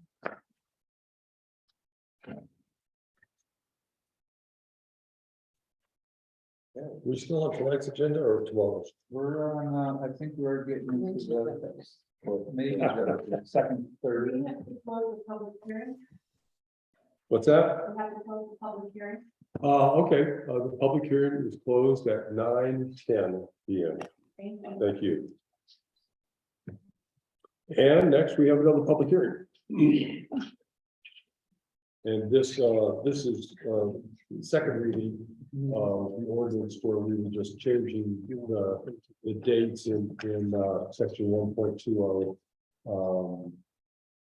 And I will go into detail because we've been through it, but on the next item on the agenda is ordinance number 9, series 2022, an ordinance amending. Thank you, Tony. Amending chapter 1.2 of the Leadville Municipal Code concerning maximum penalties for municipal code violations, imprisonment for non-payment of fines, and payment of municipal court fines with insufficient funds, checks. And this is on second reading. City Council adopted this ordinance on first reading on September the 6th, 2022. Okay. Because it's second and final reading of the ordinance, City Council will follow these steps. First, I'll ask the city staff, give any presentation, provide the information they have to City Council about the ordinance. City Council will have a chance to ask questions. Next, I would invite the public to provide any comments on the ordinance they would like City Council to consider. And I'll ask for comments in favor of and in opposition to. Finally, city council will discuss the vote on the ordinance. At this time, I would ask for staff presentation. Christiane, are you still awake? You caught me just after a yawn, Mayor, but yeah. Okay, so as the mayor said, this ordinance is before you on second reading. What this ordinance does is amend 3 sections of chapter 1.20 in the Leadville Municipal Code. The first amendment is to section 1.20.010, and that changes the maximum penalty for jail time in the Leadville Municipal Code from 1 year to 364 days. This is a required amendment under state law. The next 2 changes to section 1.20.030 and 1.20.040 are essentially making code changes that are consistent with state law again, and these changes are to avoid code provisions that could result in essentially a debtor's prison sort of provision in the code. So just because somebody doesn't pay a fine doesn't mean that they have to go immediately to prison for that. And the state law requires that there is a notice and a hearing process and findings by the municipal court before anyone is jailed for not being able to pay a municipal court fine. And so that is what these amendments do, and I'm happy to answer any questions if you have them. Anybody have any questions for Christiane? Okay, thank you. This time I ask if there's any public comment in favor of this change to our ordinance. If you're on Zoom, please unmute and speak to us. Hearing none, I would ask if there's anybody in the public who would like to speak to us in opposition to this code amendment. Again, for those people on Zoom, if you'd like to speak in opposition, please unmute and speak to us. Hearing none, I would entertain a motion to close the public input portion of the public hearing. Bill moves to close the public input portion of the public meeting. Just a second. Any other discussion? All in favor, please say aye. Aye. Any opposed? Any abstentions? Thanks. We are in deliberation. The only I would say is I had some questions about this, but I was satisfied that this has been vetted through our municipal judge. And I was perfectly satisfied with that answer. In which case, are there any other questions, city council or the city attorney? If not, I would entertain a motion, please. Bill moves to adopt ordinance number 9, series of 2022.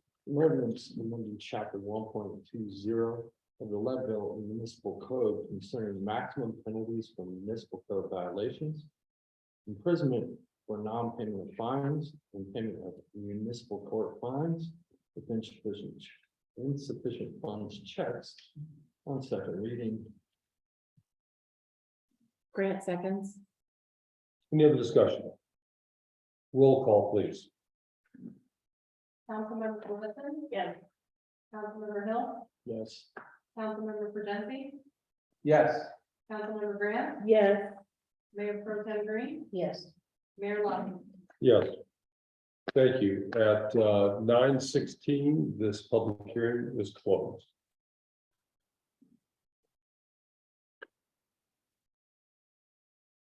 So much for public hearings. Signs without the public, yeah. Okay. Next up, we have resolution number 38, series 2, series 2022 rules designating the percentage of paid family medical leave. You have that before you. It's something we discussed in some detail, but we reached no conclusions. At this point, we have opted in to the family program with the state. And the only consideration before us is how much of a percentage is the city willing to pay?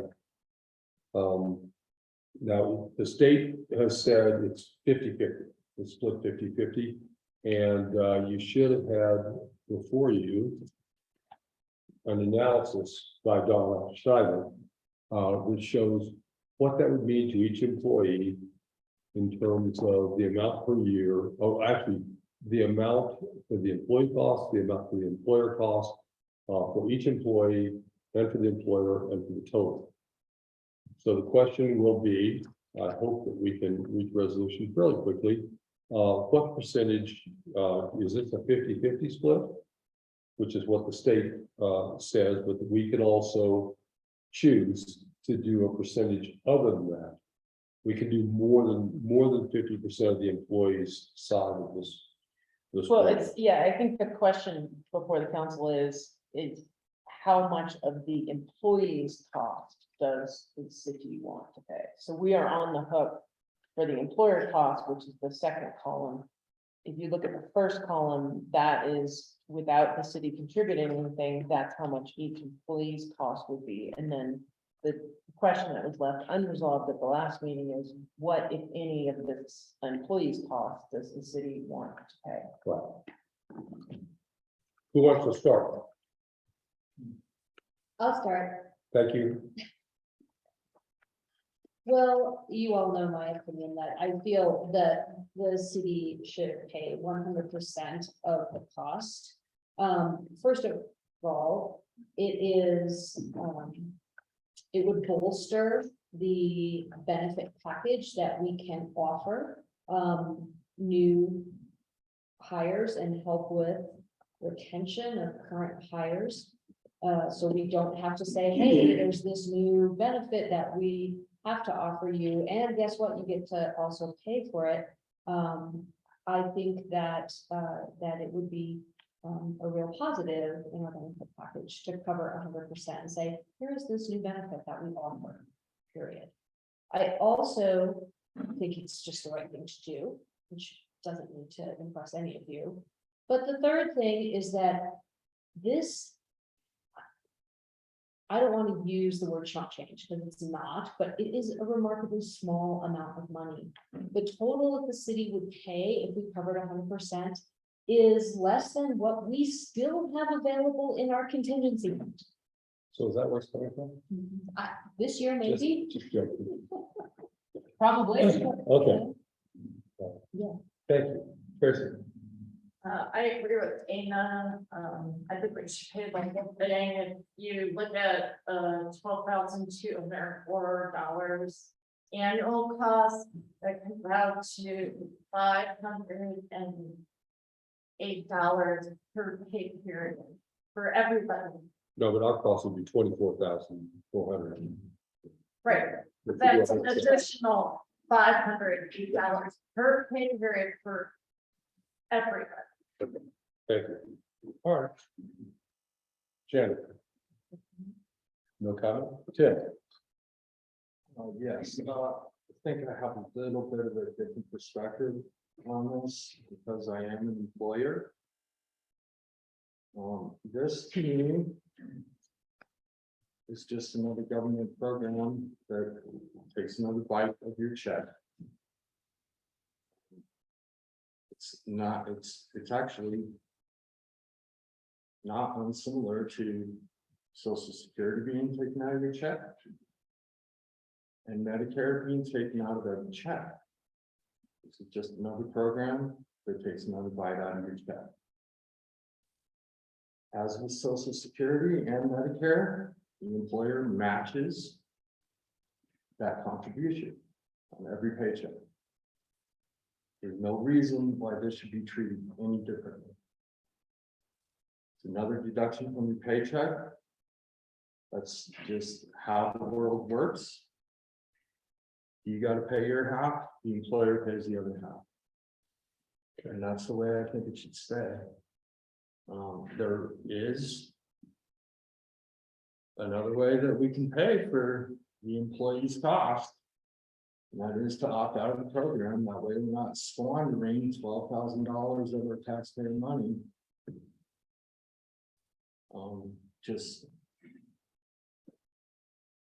to say this is a benefit to you. I mean, are we going to deliberate on whether we should pay for social security and Medicare for everybody who works for the city. Of course. This is no different. It should be treated the same way. So what I would suggest is that we revisit the idea of opting out and then covering 100% of the employee cost. We're not going to opt out, and the employees should have to pay their half.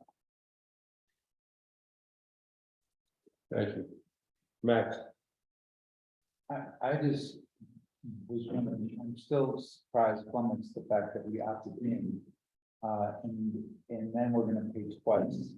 So I'm still surprised, I'm flummoxed why we are now paying twice the amount that I mean, the city of Denver after that for the family program. So they're a massive employer. I mean, we could have paid half, but now we're paying double. So I don't really know what, I just think that that's kind of from my personal standpoint, I do we should have opted out.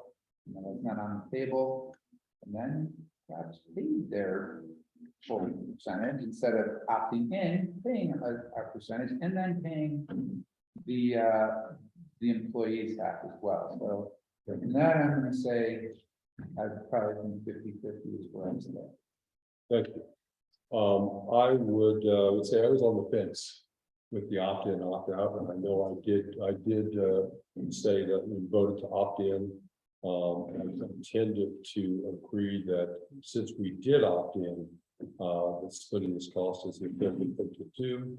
However, what we're gonna need right now is a motion.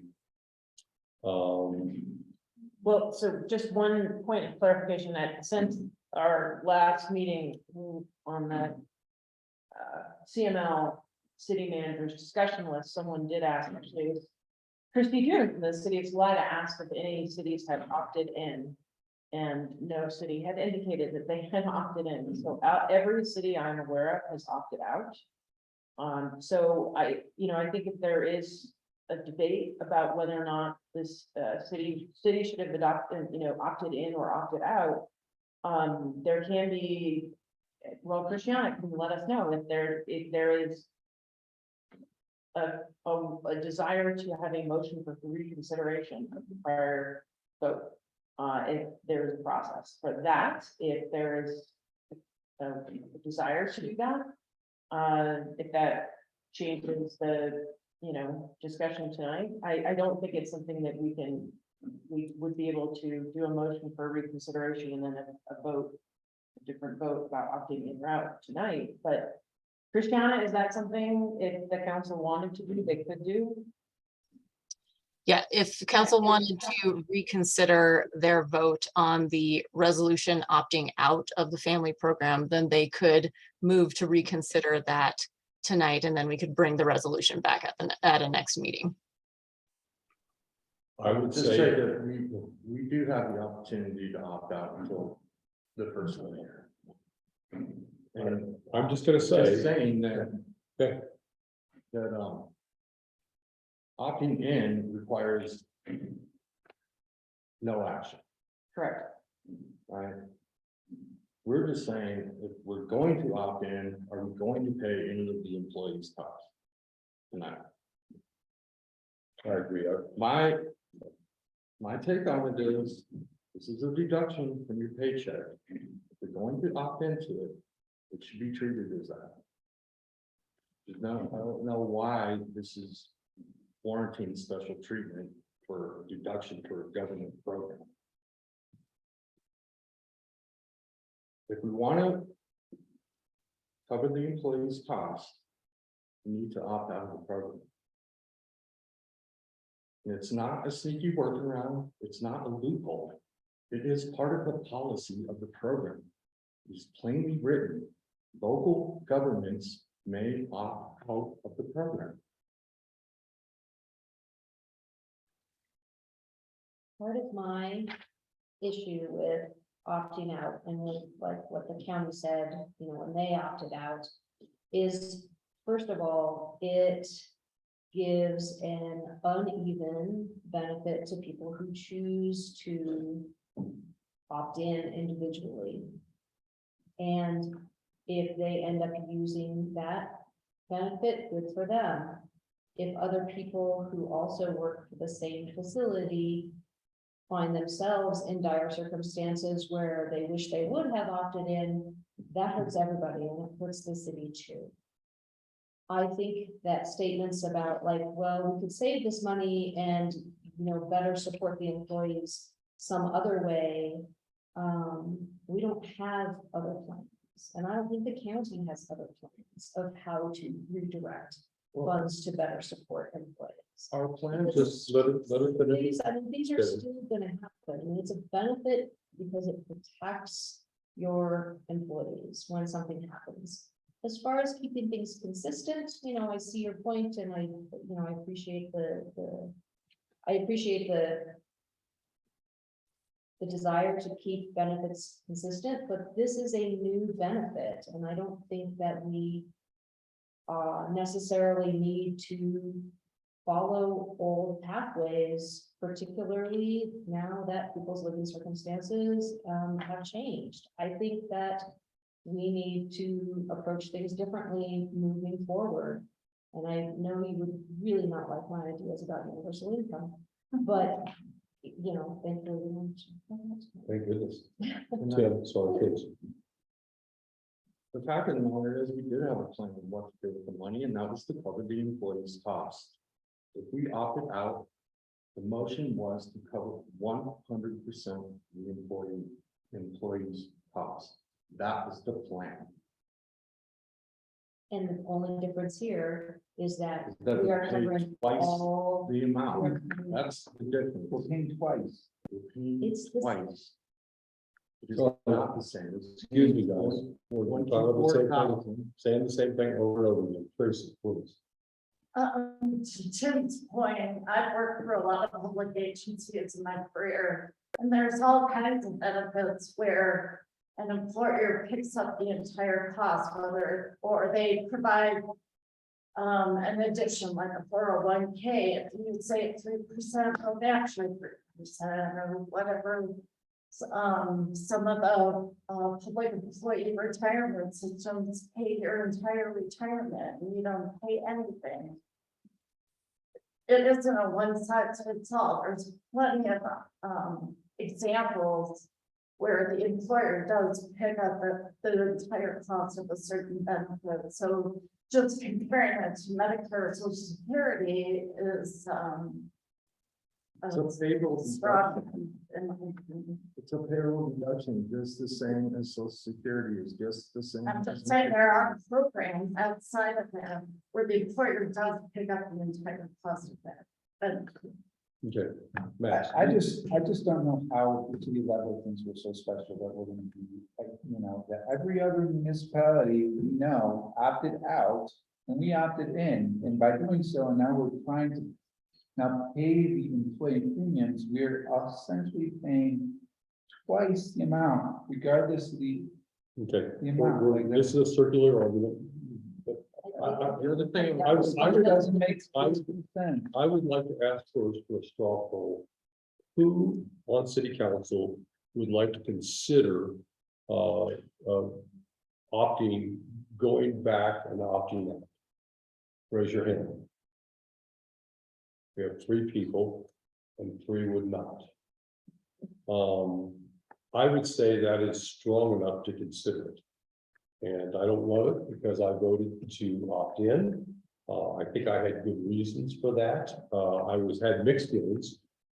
What finally convinced me to vote to opt in, and we did discuss it before, we haven't discussed it since, is when you opt in, it is a very simple proposition for your administrative staff and your financial staff to deal with this. You put it in the system and it happens every single pay period the same. When you opt out, now every employee has the option of opting in or out. And I don't think it's well defined in terms of time frames for that. Maybe it's once a year, maybe it's any time they feel like it. I think administratively, it adds a burden that we haven't really considered on a staff that's pretty burdened right now. But I'm gonna say we just had a 3-3 vote. And I'm gonna have to say, in my opinion, we should take this back to a reconsideration of opt-in or opt-out at this time. Can I just make one comment? Please. Your administrative comment. Yes, It would be just as automatic as who is gonna opt out of something that is free. Well, is there Yeah. gonna be one single employee that says, oh, that's free, but I still don't want it?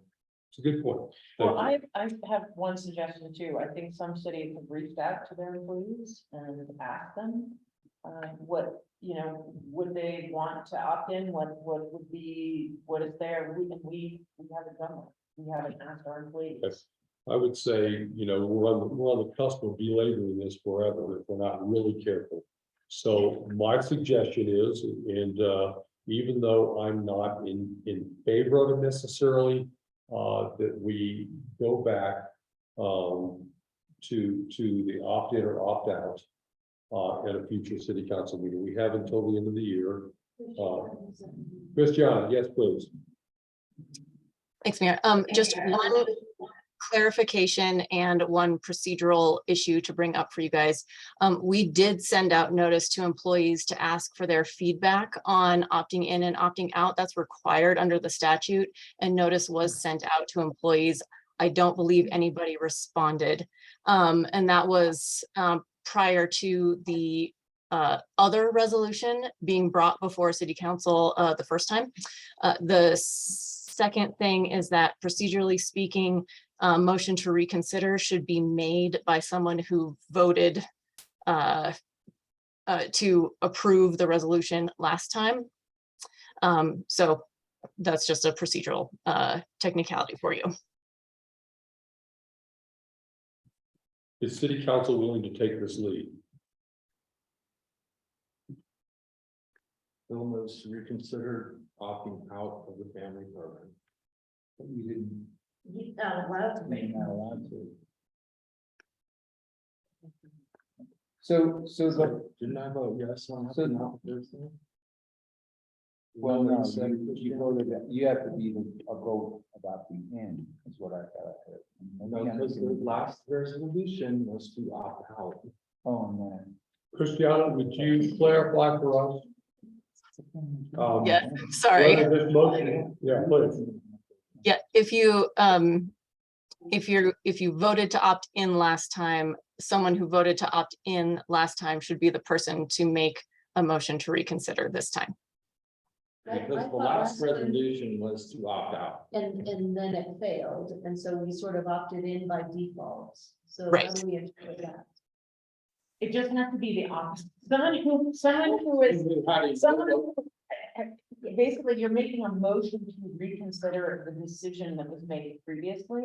So someone who is in line with the decision to opt in needs to make the motion to reconsider that decision. I have a question for Dana, and this is the question, Dana, because I'm okay with paying employees premiums if we opt out. Right, that's what was the last motion? We're getting the same benefits by opting out and paying half the amount that what we're doing. If we opt in and then also pay, that's twice.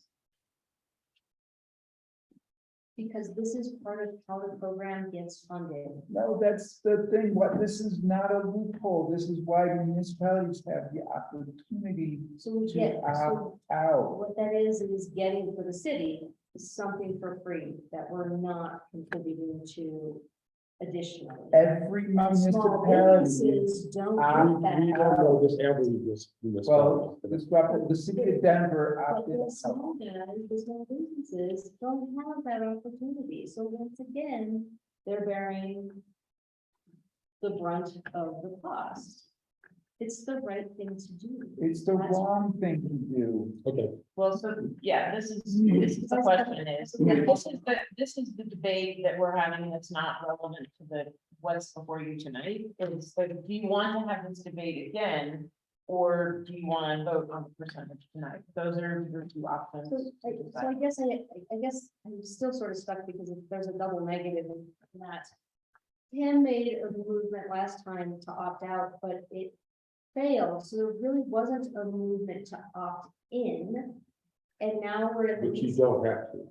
That's the thing. You don't have to. If you But, don't opt in, you automatically. but if somebody who, they voted essentially to opt in by voting no to opting out, if we have, if one of us has to make that resolution to reconsider it, like, what, how does that make sense? We voted Yes. essentially to opt in, so why would we say, let's reconsider it? Well, because we have 3 city council members who want to reconsider it and 3 who don't. I get it. Well, I didn't propose, I would wait until we have a full council. And that may be the point at which we reconsider. I'm going to make a motion.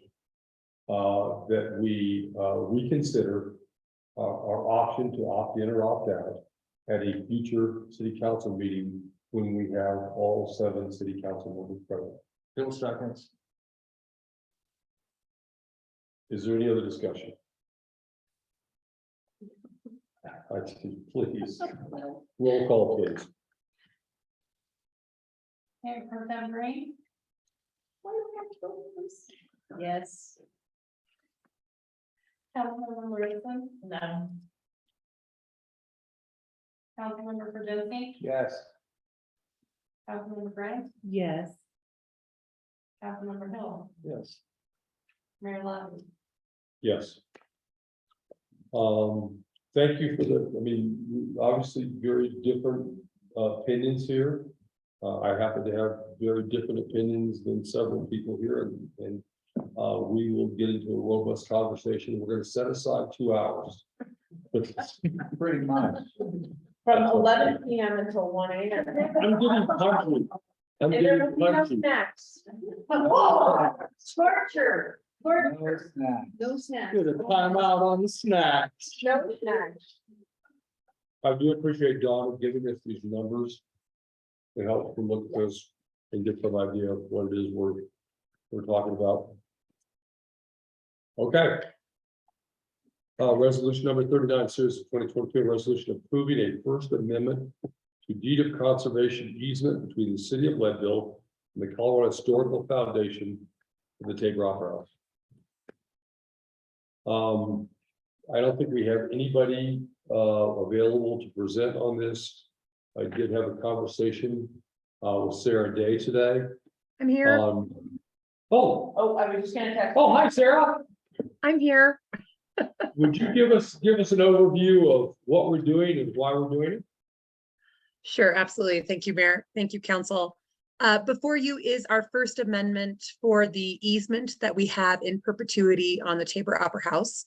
We've had the easement since 2017. It was a requirement as part of the funding grant mechanisms that we received from the state, from the Department of Local Affairs and the State Historic Fund when we purchased the building as the city back in 2017. And since we've received funding from the state or from the federal National Park Service in the Save America's Treasures grant for phase 1, which we are finally close to closing out and wrapping up. One of those requirements was to add additional language to the existing easement for the exterior work that's been conducted, as well as to add interior work. I know that has caused some concerns, and I spoke briefly with the mayor. I'm happy to speak about that to council. It is required by the National Park Service.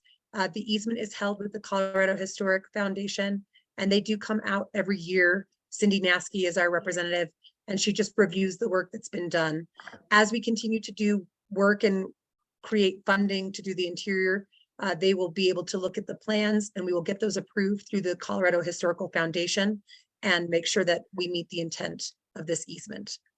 I'm happy to answer any questions that the council may have.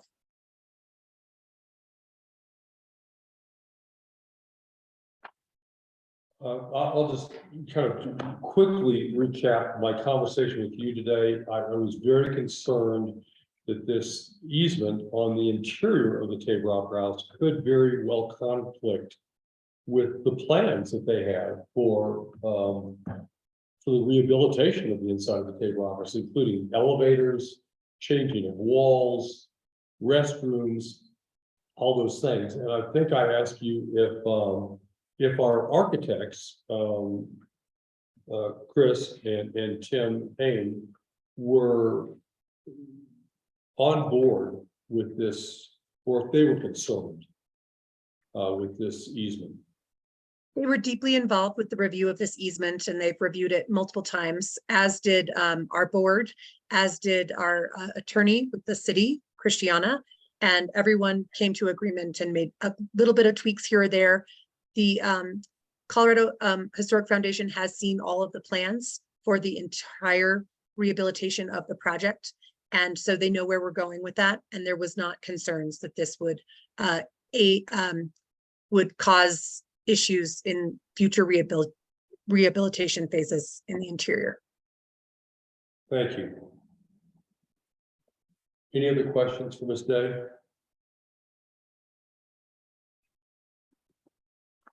Since it's compulsory in order to receive the $500,000, I would entertain a motion, please.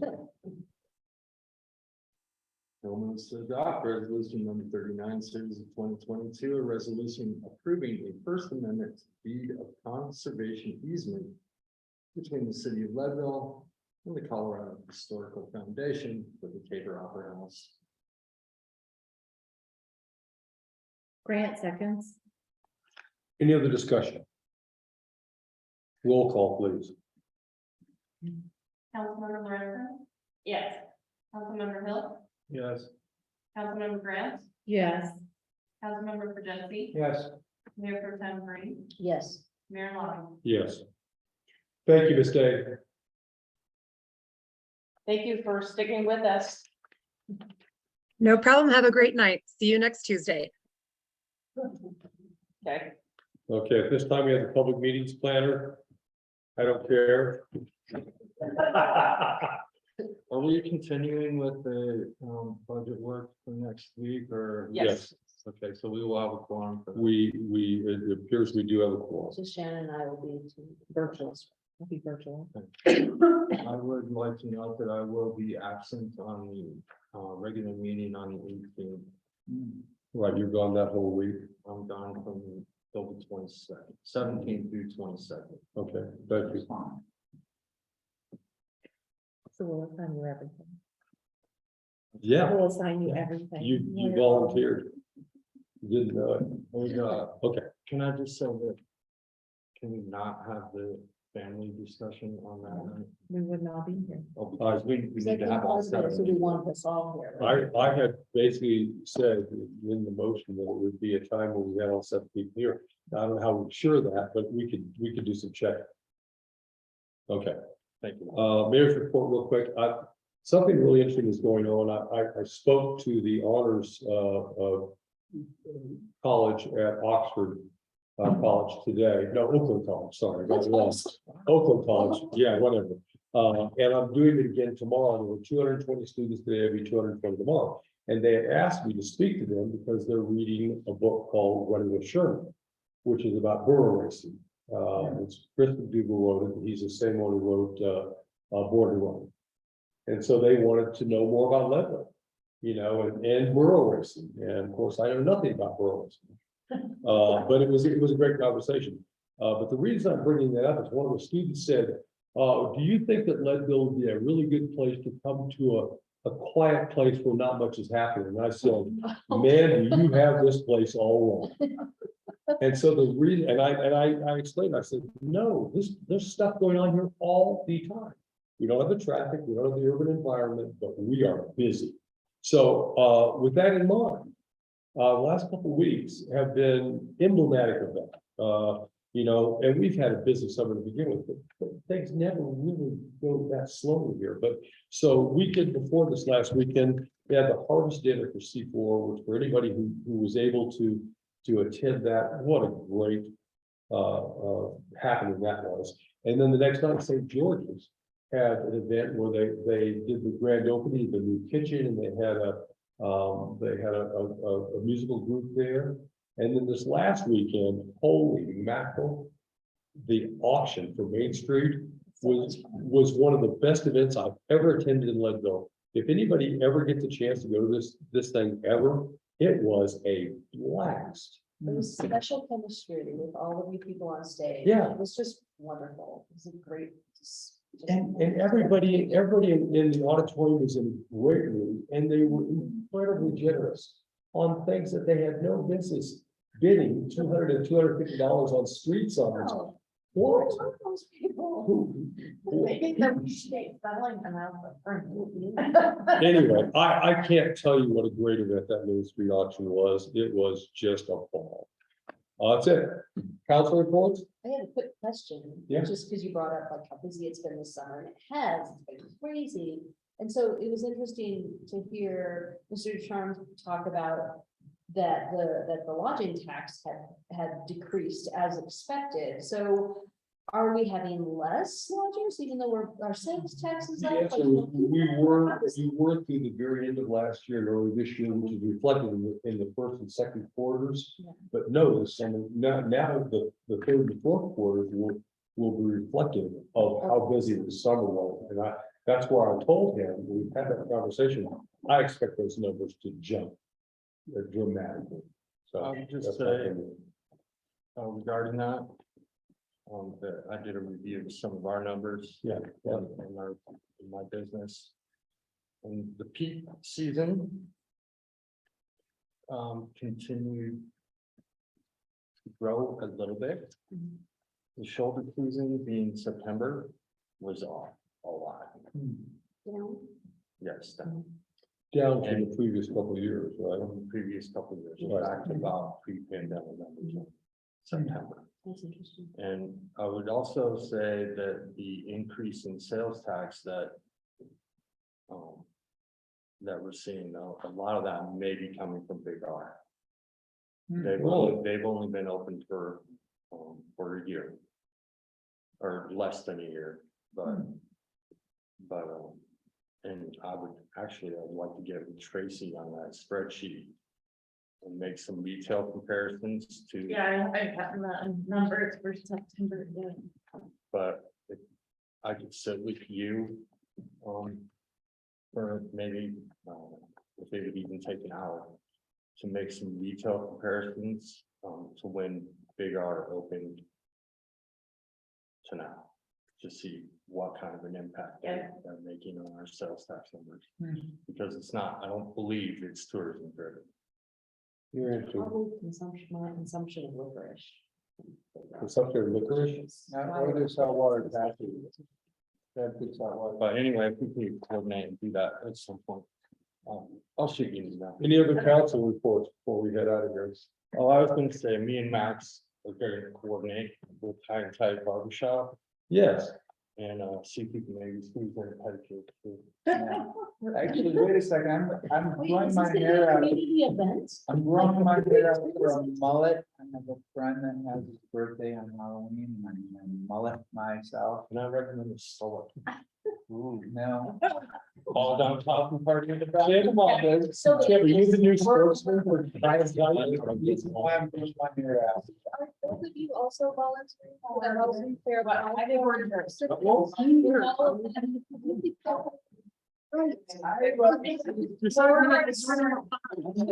Very happy. I think